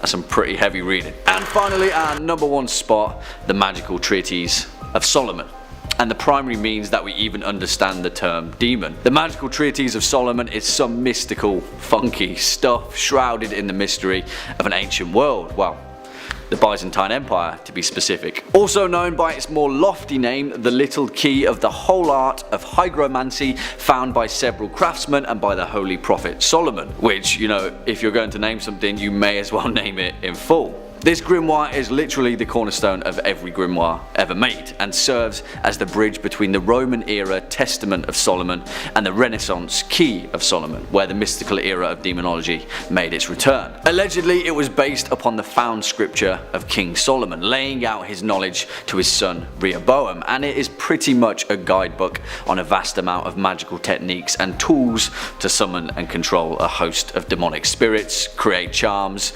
understand the differing means of divination, and heal through the powerful use of herbalism. Whatever your thoughts, there's no doubt that the Magical Treatise of Solomon had a massive influence on everything from folklore and witchcraft to horror cinema and even Harry Potter, and whatever it is, it makes for a bloody interesting story. Starting off this countdown, we have The King in Yellow. The King in Yellow is a cursed book that is said to drive readers into insanity. So this book is composed of a series of short stories written by a man named Robert Chambers. Apparently, the first act is fairly normal, so it entices you to keep reading. But once you get to Act 2, that's where it gets all weird and extremely dark. Here's what one person said about the book. The very banality and innocence of the first act only allowed the blow to fall afterward with more awful effect. Even seeing the first page of the second act is enough to draw the reader in. If I had not caught a glimpse of the opening words in the second act, I should never have finished it. Sounds intense, right? Well, it is. In fact, a number of people have claimed to have felt ill while reading this book. Others said they have woke up with weird bruises and scratches all over their bodies, or even had very vivid and dark night terrors. One individual posted online saying her friend got possessed by this book. She read the book, and every time there's mention of it, she'll go into this huge coughing fit. Not only that, one night she sent a bunch of weird messages to her friend saying stuff like, "Have you seen the yellow sign?"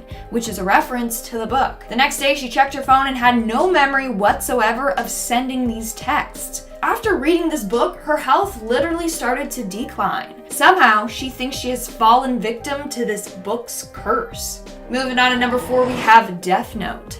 Death Note is a fictional Japanese manga series about a notebook that will kill anyone whose name is written inside of it. But obviously this isn't real, right?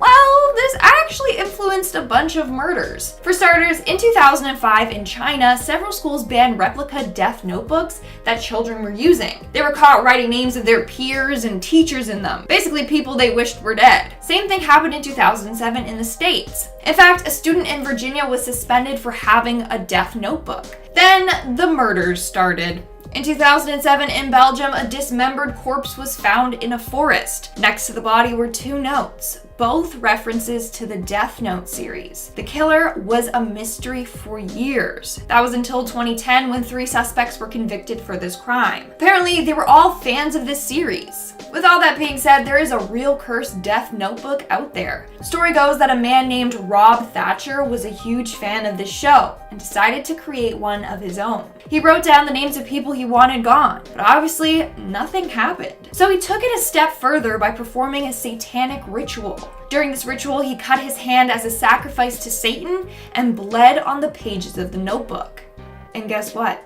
It worked. The next day, one of his enemies got in a deadly car accident. It was late at night and he skidded off the road and died. The following week, his ex-girlfriend had a terrible allergic reaction that sent her to the hospital where she nearly died. And then the following week, another one of his victims died by taking his own life. So it's believed that his book is now cursed by the devil, and whoever's name is written in there will die. Coming in at 3, The Green Man, Kingsley Amis. Published back in 1969 by British author Kingsley Amis, The Green Man is often described as being 3 genres of novel in one: ghost story, moral fable, and comic novel. It is essentially a pastiche of a Jameson ghost story by a hardcore fan. The story follows Maurice Allingston, a man who has reached middle age and is haunted by death. It opens with Maurice's father dropping dead and continues as friends and family convene for the funeral. Now his problems are many and increasing throughout the story: how to deal with his own declining health, how to reach out to a teenage daughter who watches TV all the time, how to find another drink, and then of course, death. It's a ghost story but also a black comedy. It's confusing, yes, but also one of the best books on our list,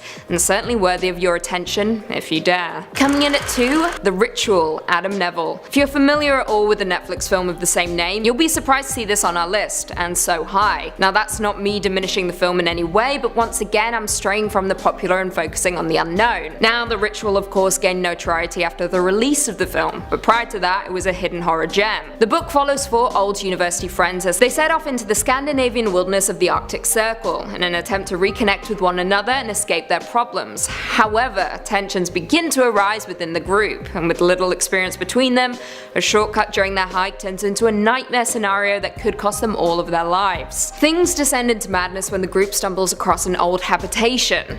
Ancient artifacts decorating the wall and bones scattered upon the floor. It's haunting, and the last quarter of the book departs radically from what happened leading up to it, and the ending does not arrive until the final sentence of the book. It's chilling and just downright perfect. And finally, coming in at number 1, The Beckoning Fair One, Oliver Onions. Oliver Onions is among the greatest practitioners of the traditional English ghost story in the Silver Age. What tells these stories apart from more recent horrors is that they are not crude, they are slow and subtle. The Beckoning Fair One tells the story of a young down-and-out novelist who leases rooms in a decaying house, in the hopes of completing his masterpiece. However, as all classic ghost stories go, he discovers that he is not alone. But what makes this story truly frightening is that he is happy about it. Now, much like our previous numbers, The Beckoning Fair One is a little tricky to track down, but the best way to obtain it is by purchasing a copy of Anita Miller's anthology, 4 Classic Ghostly Tales, in which it appears alongside other masterpieces. Coming in at number 5, The Voynich Manuscript. The Voynich Manuscript is arguably the most infamous on our list, to say the least. To begin, the book is written in an unknown writing system that many to this day are still attempting to decipher.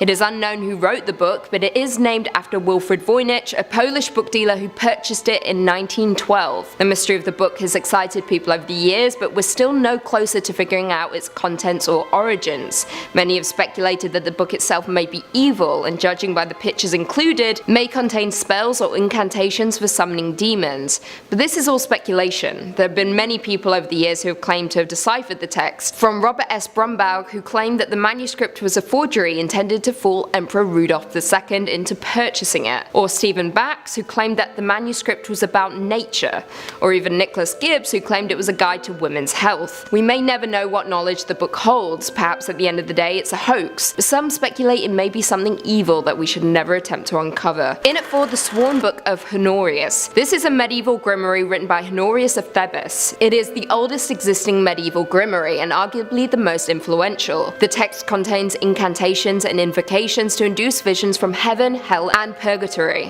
It is also widely believed that the person who is capable of deciphering all the text text will gain the access to all the knowledge in the world. Not too shabby. Now, its history is hazy, but the book is supposedly the product of a group of magicians who condensed all their knowledge into one book. Many of its instructions include how to conjure and command a demon, how to work other magical operations, as well as the knowledge of what lies in heaven, among other things. It has been classified as a Solomonic grimoire due to its heavy angelic powers, like those found in the Key of Solomon. In third place, we have the complete book of Demonolatry. Written by S. Connolly, it boasts telling the reader how to discover powerful rites, magic, and practices that honor Satan and the demons. Now, this text, used by the traditional demonolatry priesthood to train members of their covens, is part workbook, part textbook, and part reference book. It includes thorough chapters on demonology, history, demonic holy days, offerings, prayers, sigils, religious rites, and an introduction to demonolatry magic. Okay, this might be the first book I'm actually tempted to buy for myself. If only just to learn more about demonology history from someone that isn't Ed Warren for once. I love the Warrens and their work, but at the same time, it would be kind of neat to learn from a lens that isn't,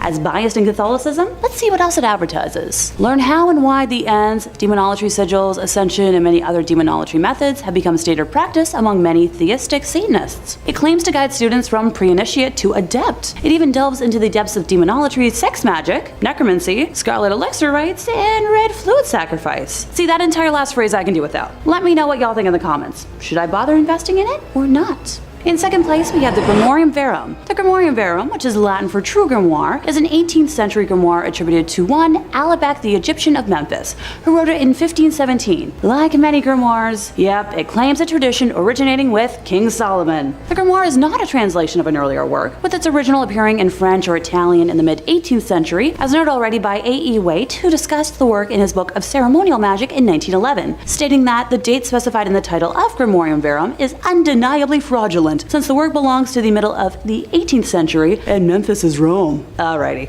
One version of the grimoire was included as the Clavicles of King Solomon, Book 3, in one of the French manuscripts S. L. McGregor Mathers incorporated in his version of the Key of Solomon, but it was omitted from the key with his explanation. That apparently at the end there are some short extracts from the Grimorium Verum with the seals of evil spirits, which, as they do not belong to the Key of Solomon proper, I have not given. For the evident classification of the key is in 2 books and no more. I just love feuds. H.R. Shaw also published some of it in The Secret Lore of Magic, the Book of Sorcerers in 1957. Alrighty, time to break down all 4 books. So book 1 is described as concerning the character of demons, particularly the superior spirits of Lucifer, Beelzebub, Astaroth, while also including the many inferior spirits below them and their invoking sigils. Who wants to hear about what all the lesser spirits can do? Klonek has the power to bring money to those who make a pact with him. Musisin has power over important people and politicians. Frymost has power over women. Kleppoth can help you experience all sorts of dreams and visions. Kill can manifest dramatic situations and changes. Mersild has dominion over long and short distance travel. Clistherd can create confusion or enlightenment, depending on what you need. Serchade can make you see all sorts of natural and supernatural creatures. Hickpath can make a person think of you, no matter how far or distant they may be. Humons can bring you any book you desire. Seagal will cause all sorts of prodigies to appear. Brucissier can teach you the art of necromancy. Gouland causes all illnesses. Surgat can create every kind of opportunity for advancement. Montreal can help you move about unseen. Fruitimier prepares all kinds of feasts for you. Huiki Tigras, I tried, causes sleep in the case of some and insomnia in others.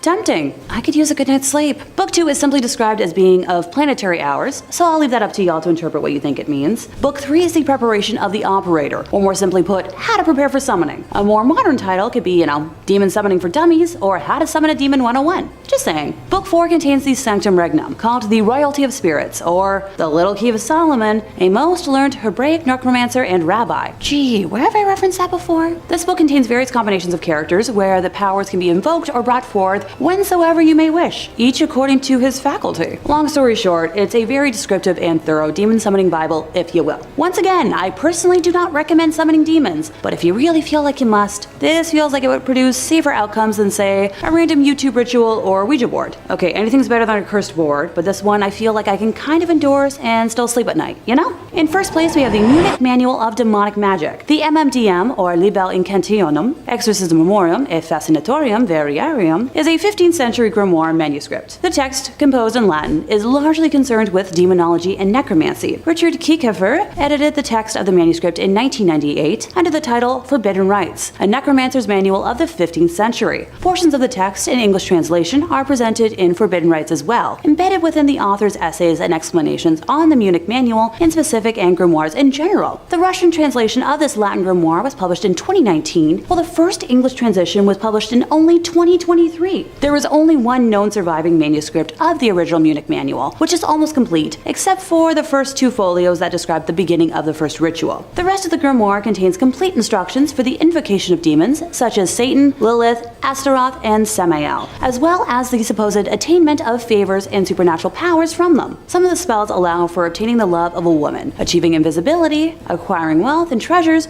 or gaining knowledge. The text is accompanied by over 40 illustrations of magic circles and symbols to be used in the ritual. Pages 130 to 133 of the text include a list of 11 demons, similar to the one from the Ars Goetia. Since there are only 11, I suppose I could list them all off. Count/Duke Barbarous, Duke Cassin, President/Count Odious, King Cursin, Duke Alugor, Prince Teob, President Fulak, Duke Ganeron, Marquis Tuvaris, and President Hani. Oh, and Marquis Sukax. I promise I did my best with pronunciations. Most of the text is in Latin, with the exception of 2 appended materials in German and Italian. Makes sense to me. Anyone feel like learning a dead language? Number 5 on this list is Scary Stories to Tell in the Dark. You may be familiar with this title because there was actually a movie adaptation that hit the screen super recently. Back in 2019, Scary Stories to Tell in the Dark came out in film format. But this movie was based off of a book, and for the longest time, this book was super banned. SCMP says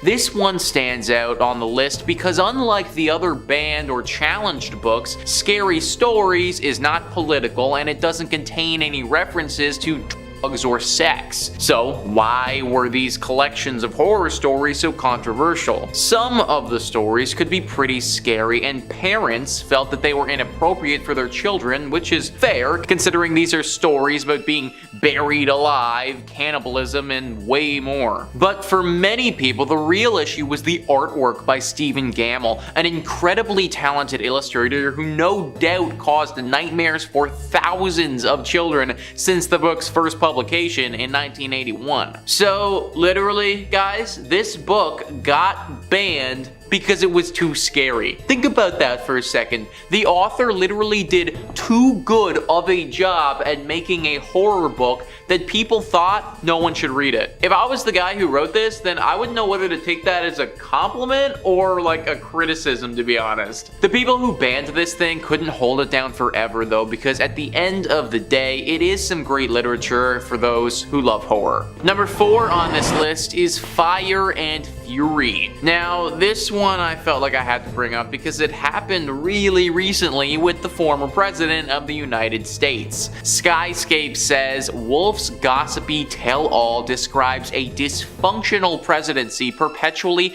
in chaos, zoning in at one point on the day the FBI director James Comey was fired. Comey heard about it on TV. Not all of Wolf's claims are accepted as truth, of course. Trump said he didn't authorize Wolf's White House access and didn't speak to him for the first book. Trump's lawyer Charles Harder sent a cease and desist letter threatening a libel lawsuit in an effort to stop publication. Fire and Fury sold out in its first day of a release as a result. By 2021, Trump was speaking to Wolf for Landslide, Wolf's 3rd book in the trilogy. There were countless scandals during the Trump administration, so I feel like this one was just another notch on the belt. Either way though, the government literally did everything in their power to try and get rid of it and stop us from being able to buy it. The opposite happened though, and because it got so much attention, it flew off the shelves faster than they could print them. In at 3, the Satanic Bible.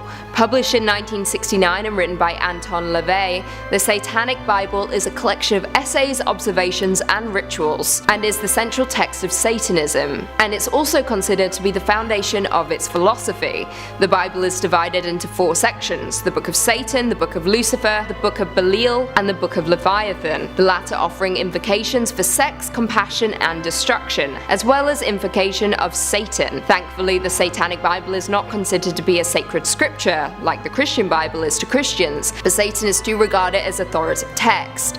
The Satanic Bible has been condemned by many for being dangerous, particularly to adolescents. As problematic as this book is, it is still available in most places, although many schools have made an attempt to ban the text. Few have been successful though. Coming in at number 2, the Necromancers Manual, also known as the Munich Manual of Demonic Magic. This book is a 15th century Grimorium manuscript. This text is seen as a guidebook to evoke demonic entities. The book includes a variety of spells and rituals divided into 3 themes: illusionist, psychological, and divinatory. Not only that, but it was believed that this book was the tool to control people, time, and emotions. Yeah, there is no real way of knowing that someone isn't out there right now using this book to control you. Think about it. And finally, coming in at number 1, the Grand Grimoire. To put it simply, this book teaches you how to summon and control demons. Yep.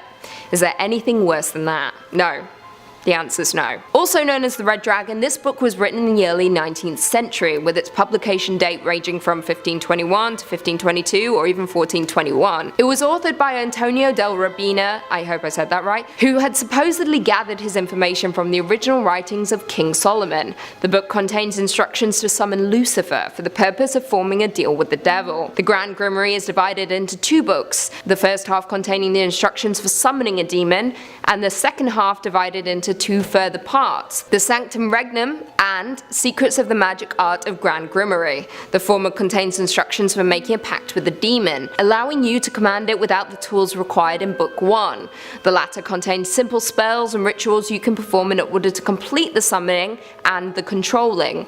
All in all, it's not a book that should be placed in the hands of the morally ambiguous, let's just say that. Number 5 on this list is Shams al-Marif. This book, from my findings, is not inherently evil in its teachings, but is one of those examples of potentially being a bit too much power for one person to possess. It's a 13th century Arabic grimoire written by Ahmed al-Buni. The book attempts to teach its readers how to perform ancient Arabic magic and is very spiritualistic. This book was super influential in Arabic culture and gained a large following. Many good things have come from this book, but also when you have a large amount of people following anything, some take it too far. Wikipedia writes, in contemporary form, the book consists of 2 volumes, Shams al-Marif al-Kubra and Shams al-Marif al-Sugra, the former being the larger of the 2. The first few chapters introduce the reader to magic squares and the combination of numbers and the alphabet that are believed to bring magical effect, which the author insists is the only way to communicate with jinn, angels, and spirits. And that right there is one of the main teachings in this book, the ability to talk to spirits. The amount of scary stories that we've talked about on this channel though, in regards to people trying to communicate with the dead is crazy, and it shows just how often things like this can go wrong. This has obviously happened many a time with this book, and those trying to reach their departed loved one end up contacting a super dangerous demon. I don't think that there's anything morally wrong with contacting the dead, if the dead are okay with it of course, but it seems like doing this always ends up with something bad happening. This grimoire won't curse you just by simply reading it, but if you try and perform some of the rituals it suggests, then it's very likely that you could cause some serious harm to you or those that you love.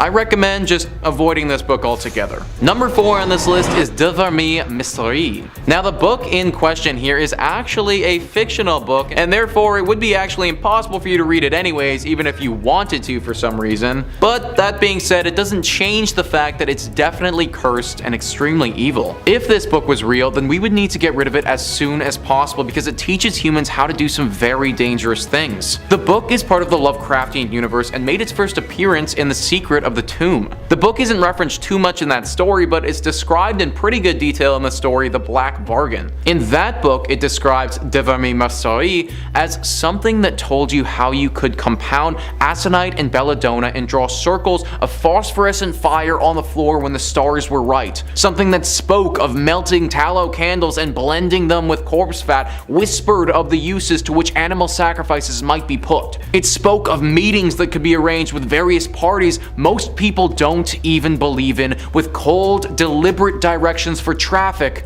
with ancient evil. Drawing circles of fire, sacrificing animals, talking with ancient evil, this all sounds like pretty bad news to me.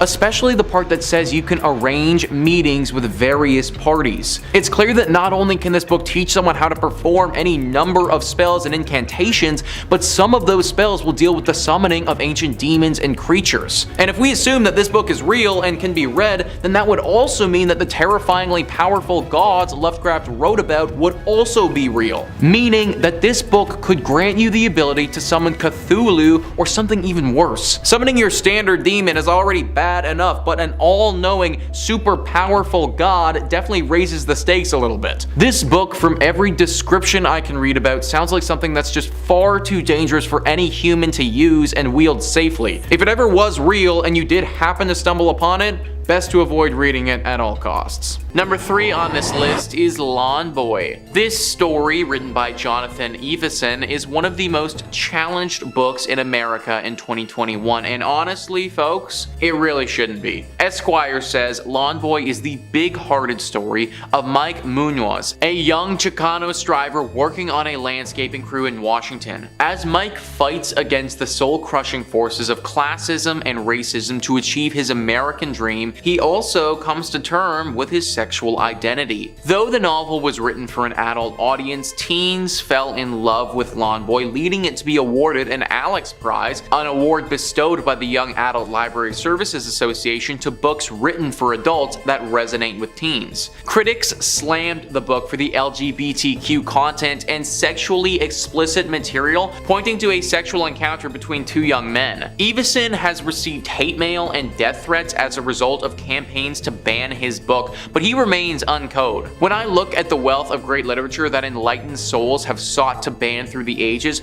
how could I feel anything but pride to be listed among them, he wrote. To those who would ban my book and burn me at the stake because they are ashamed of their own past experiences or uncomfortable with any non-binary sexual identifications, I hope you find healing. And literally, guys, shout out Jonathan on that one. When I found out that this book was something that people were trying to ban in literally 2021, it kind of blew my mind. Like, sometimes I think that the world is past stuff like that, and I do want to say that I think most people are. Like in America, 87% of people don't think that books should get banned. So at the very least, regardless of their views on things, they think that there should be a freedom of speech or writing. Either way, the government hasn't actually forbidden you from reading this book. People tried to do that. And I say, you shouldn't listen to them. Number 2 on this list is Animal Farm. So if you wanted to read Animal Farm now, then you probably wouldn't have too hard of a time getting your hands on a copy. But back in the day, this wasn't always the case. In fact, the government for a long time wanted nothing to do with the book. Spyscape says Animal Farm was a target of censors and spies. The satire revolves around farm animals who rebel, hoping to create an equal society. Instead, they end up living under Napoleon, a dictatorial pig. The USSR saw it as a critique of its politics and banned the book. The UAE briefly banned Animal Farm because of its talking pigs, seen to be against Islamic values. The CIA, meanwhile, turned it into a propaganda tool and funded an animated movie of the same name, although spies changed the book's ending. If we think about it logically for a second, it makes sense why a government wouldn't want Animal Farm to get read by the general public. This is especially heightened when we think about it from the perspective of a controlling government like the USSR was. In their brain, they probably saw this book as a bit of a threat. The public reads it and then starts getting some sneaky ideas about how they're gonna revolt and start their own new country with a totally new government. And then this even goes a step further because the CIA started pushing this book and marketing it as something against the USSR. What was a fictional story turned into this whole political thing caught between the 2 biggest superpowers in the world when it was released. And number 1 on this list is the Anarchist Cookbook. This book has had a roller coaster of a life since it was written. Big Think says, since it was first written in 1971, much of its information is out of date. But some topics, like how to make improvised bombs, don't have an expiration date. The book provides instructions for making LSD and tear gas, primers on how to operate various firearms, how to sabotage different kinds of infrastructure, and writing on anarchist philosophy. The book was written by William Powell, a manager of a bookstore in Greenwich Village. Powell quit his job, however, to write the Anarchist Cookbook. My motivation at the time was simple, said Powell in an article for The Guardian. I was being actively pursued pursued by the US military, who seemed single-mindedly determined to send me to fight and possibly die in Vietnam. Its countercultural, violent message proved popular today. It is sold in excess of 2 million copies. It should come as no surprise that the book is infamous and controversial, but the kinds of criticism it attracts varies depending on the source. Governments across the world clearly have a negative opinion of the book. It does, after all, advocate for violent civil disobedience. The Anarchist Cookbook is banned in Australia. In the UK, possessing the book, though not illegal itself, has often been used as evidence in terrorism cases. A teenager was accused of and later acquitted of a plot to assassinate British National Party members in 2008. In 2017, a 27-year-old who had traveled to Syria and possessed a copy was accused of being a terrorist. It turned out that he had merely printed a copy of the Anarchist Cookbook for use in a role-playing game in a university society. So clearly the government does not like this book at all. I think it's a bit much for people to be accused of certain things just by owning the book, but I also kind of see why it happens based on the contents of the text. Just be aware that if you pick this book up, then the government may start keeping tabs on you. Number 5. The Book of the Sacred Magic of Abramelin the Mage. The Book of Abramelin, or more formally, the Book of the Sacred Magic of Abramelin the Mage, is a Jewish magic text that is thought to date back at some point in the 14th or 15th century. Now, it wasn't this initial publication that gave it such a notoriety. There wasn't really a lot of book reviewing going on back then. It was when it was upheld by the 19th and 20th century magicians who made up the Hermetic Order of the Golden Dawn, which kind of sounds like a fake bad guy from an RPG, but is a British secret society dedicated to the practice, research, and upholding of old occult magic ways. Can't be that secret though, because I'm talking about it. One of the founders of the Golden Dawn, one SLM Matters, created the first ever English translation of the book in the 1890s, drawing from a 17th century French translation. Mathers' translation became the definite magic text of the 19th century, eventually helping inspire Aleister Crowley, the legendary occultist and fixture of one of the best Ozzy Osbourne songs ever. There's all kinds of spells and magic inside the text. Some highlights include spells on how to conjure someone into a donkey, summon a monkey to do your bidding, how to bring forth spirits to fetch you goods. The key point in the text, however, is an epic multi-month ritual that, if performed correctly, will allow the sorcerer to commune with their guardian angel other half. The book posits that everyone's guardian angel is another part of their essence, a spiritual other. The ritual involves, I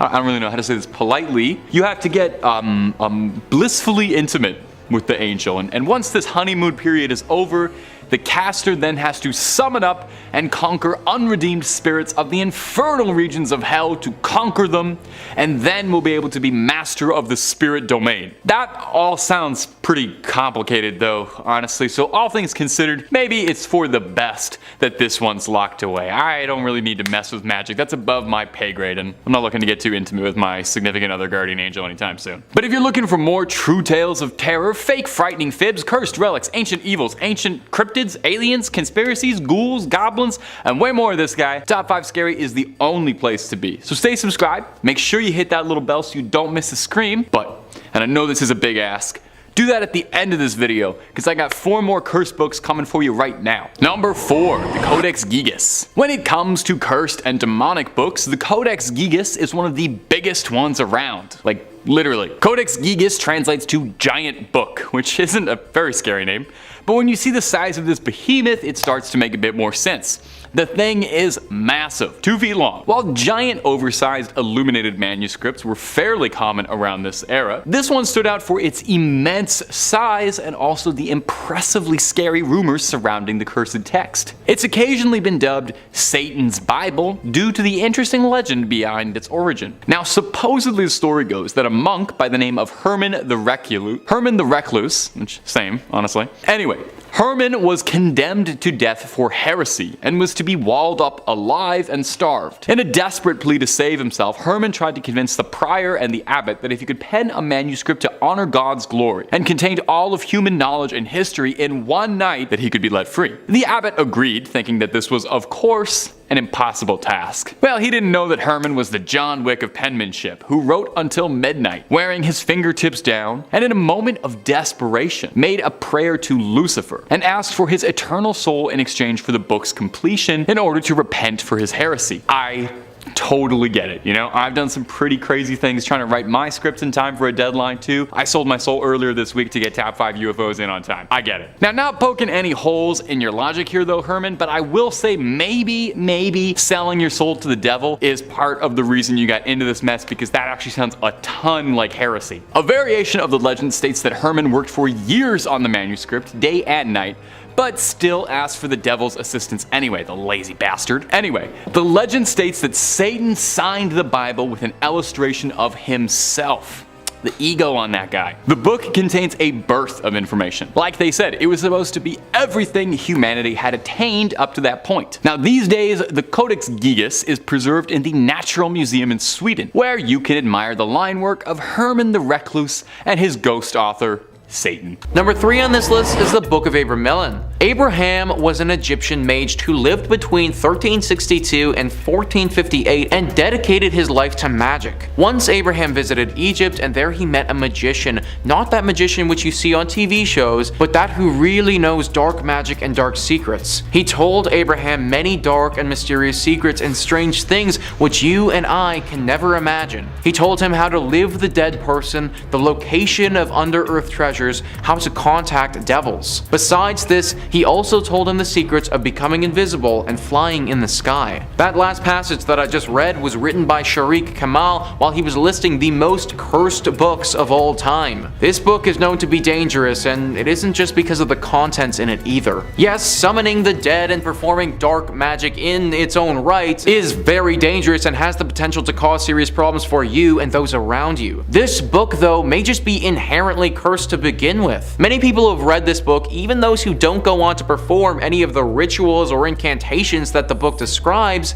have gotten horribly bad luck afterwards. Like the second they opened up the book and started reading, their entire life just flipped on its side. Some have said that afterwards their home became haunted by some dark spirit and they had to move. It's almost as if the book itself is a portal to another demonic dimension, and just the action of opening it could cause something to leak out. I'm sure that Abraham was a great writer, but no book is worth dying over, so I won't be reading this one anytime soon. Number 2 on this list is the Great Omar. This book is believed to be the cause of one of the most tragic disasters in all of human history, sinking the unsinkable ship, the Titanic. No, you don't catch Leonardo DiCaprio reading this book in the 1997 movie version, but maybe he should have. This book, even though it is deeply cursed, is potentially the most ornate and beautiful books to have ever been created. In fact, it took over 2,500 hours to create this book, which translates to over 100 full days. One would think that a book of this kind would fetch quite the pretty penny, but that actually wasn't the case. In fact, the man who binded this book, Francis Sangorsky, had an extremely hard time trying to sell it to anyone. Finally, he did find a home for it in America and was in the process of sending it over there, but it never reached its destination though, because it was on the Titanic. Now, the reason that people think this book had something to do with the unsinkable ship sinking is because only a week or so after the ship had gone down, so did Sangorsky. He died by drowning to death a very short time after the book had also sunk to the bottom of the ocean. This is why people believe that something about this book will curse those around it and potentially lead to someone drowning. I personally think it's a bit of a stretch to just assume that having this book caused the entire Titanic to sink.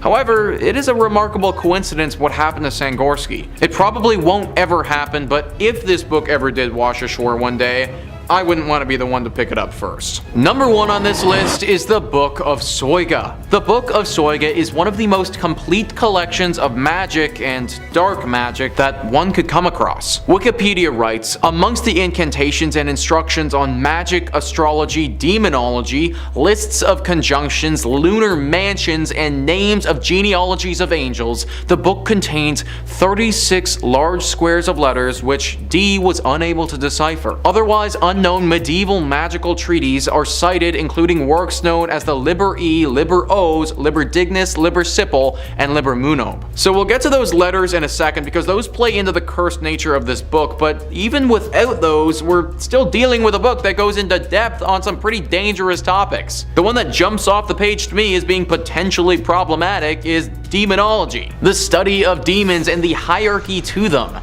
and also the study of how to potentially summon them. This is certainly problematic and already a reason to not read this book, but let's get back to those letters. In 1608, there lived a man named John Dee. John Dee was fascinated with this book and wanted to figure out how to decode the letters. He reached out to the angel Uriel, and Uriel told him that only the worthy one will be able to crack the code. Truly a chosen one scenario where the book will reveal its secrets to the one that it decides. John Dee tried to decode it anyways, but then a grim fate befell him and he died. Then, very mysteriously, the book disappeared from the face of the earth for almost 400 years, until it all of a sudden reappeared in 1994. Now, it's thought that trying to decode these letters could prove fatal if you aren't the one worthy to do so. There's over 7 billion people on the planet, so the odds that you're the one worthy one and won't die are pretty slim. Not the sort of odds that I'd want to take just to look at some strange medieval letters. Starting off this countdown, we have The Orphan Story. The Orphan Story is an adventure book about a Spanish teen who heads to the Spanish Empire in search for fortune. Doesn't sound like a scary story at all, right? Well, wrong. This book is apparently very cursed. So it was written in the early 1600s by a monk who broke his sacred vow. His name was Martin de Leon Cardenas. But here's the thing. The book didn't get published until 2018. Why? Because anyone who worked on the book or helped with its publication died under mysterious circumstances. Hence why people started to say that this book was cursed. For example, one editor died in a horrific accident. The other couple of editors died of strange illnesses. Now, you're probably wondering the same thing that I was. How come this seemingly innocent book got cursed? Well, that still remains a mystery. Some believe it was cursed after the author broke his vow. It was cursed as a punishment for his betrayal. Whereas others believe the book is cursed by the devil himself. But it seems as if the curse has been lifted now, so no need to worry. Maybe that's because the author is long gone. Once he died, the curse was lifted. Anyways, in 1965, a woman named Belinda Palacios discovered this book hidden in the archives of the Hispanic Society of America. Everyone warned her about the curse, but she didn't listen. She began working on this book for 2 years. Eventually, in 2018, it finally got published. And it's believed that the curse, again, like I said, is lifted. Either way, I'm not going to tempt my fate by reading it. But let me know in the comments below, are you brave enough to read this cursed book?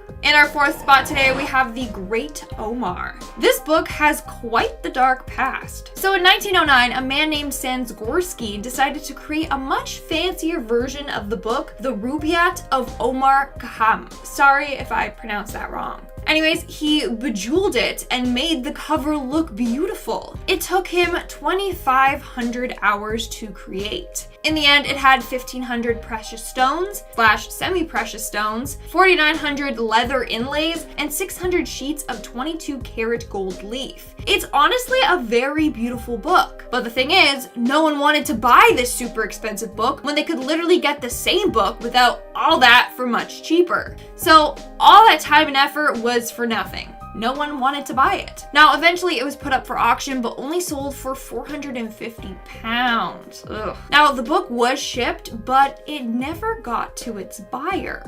Why? Well, the ship it was being transported on was the Titanic, and the book went down with the ship. But wait, get this. Only a few weeks later, the creator of this book mysteriously drowns.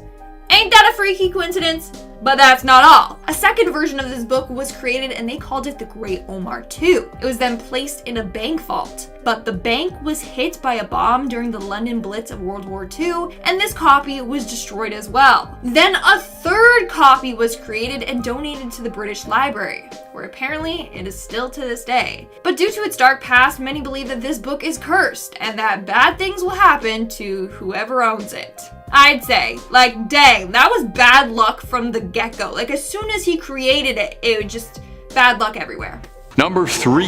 The Grand Grimoire. Our next entry has been formerly referred to as the Gospel of Satan. It's different from Satan's Bible, and is said to be a cursed book whose knowledge had to be sealed away to protect humanity. So this might be the most dangerous book ever published after Hop on Pop. The Grand Grimoire was said to have been penned by a priest in the 16th century who was possessed by a litany of demons who compelled the man to put their knowledge to paper. Acting as a scribe for the demons, the man wrote everything they knew about dark incantations, spells, instructions on how to cast rituals, how to bind a demon to make it do your bidding. Wait, a demon wrote this book? A demon gave instructions about how it wants to be bound to a human and serve humans? That's a freaky little demon. That's not all though. There's a step-by-step recipe for a little necromancy if you're down to dabble in some dark arts and make some bones dance to your rhythm. The book really covers all the fun stuff you've been told not to do. Now it's not all brimstone and hellfire too. There's rituals on how to manipulate your luck, how to conduct a seance,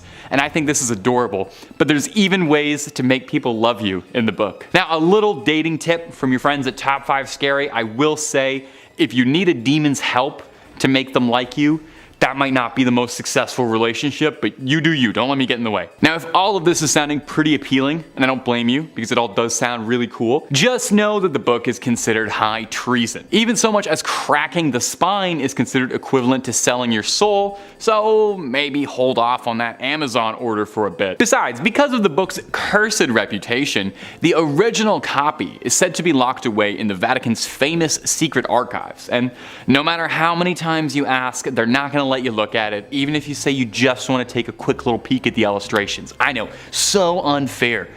Ugh, I don't even have any late fees. Let me take the book out. Number 2, the Untitled Grimoires. You think a book with a name is scary? Imagine a book without a name. Coming up next on our list of haunted nighttime reading is the Untitled Grimoires. It was so scary they couldn't even deign to give it a name. The books are said to originate from a Wiccan high priestess named Persephone Adarasta Irene, who has one of the coolest names I've ever heard.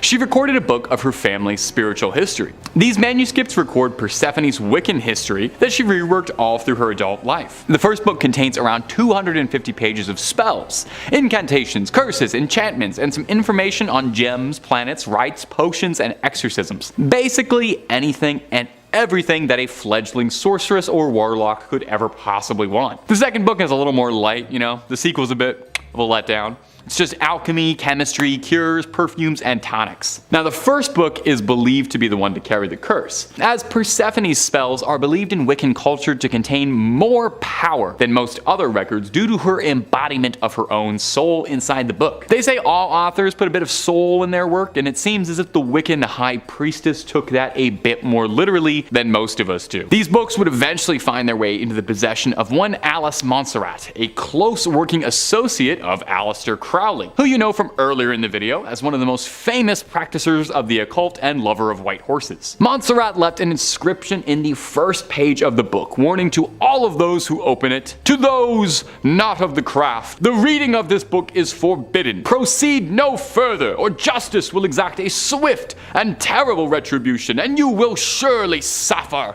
at the hands of the craft." This was written in several languages to make sure it came across to just about anybody who opened the book. Now, I'm kind of unclear on that. I don't know, some of the old words, the old English is kind of confusing me. Does that mean the book should be read like it's good? I don't know. Not really getting that. And finally, coming in at our number 1 spot today on demonic dictionaries and evil literature is the infamous Lesser Key of Solomon. Make no mistake from the title, even though it's a Lesser Key of Solomon, it is not a lesser evil.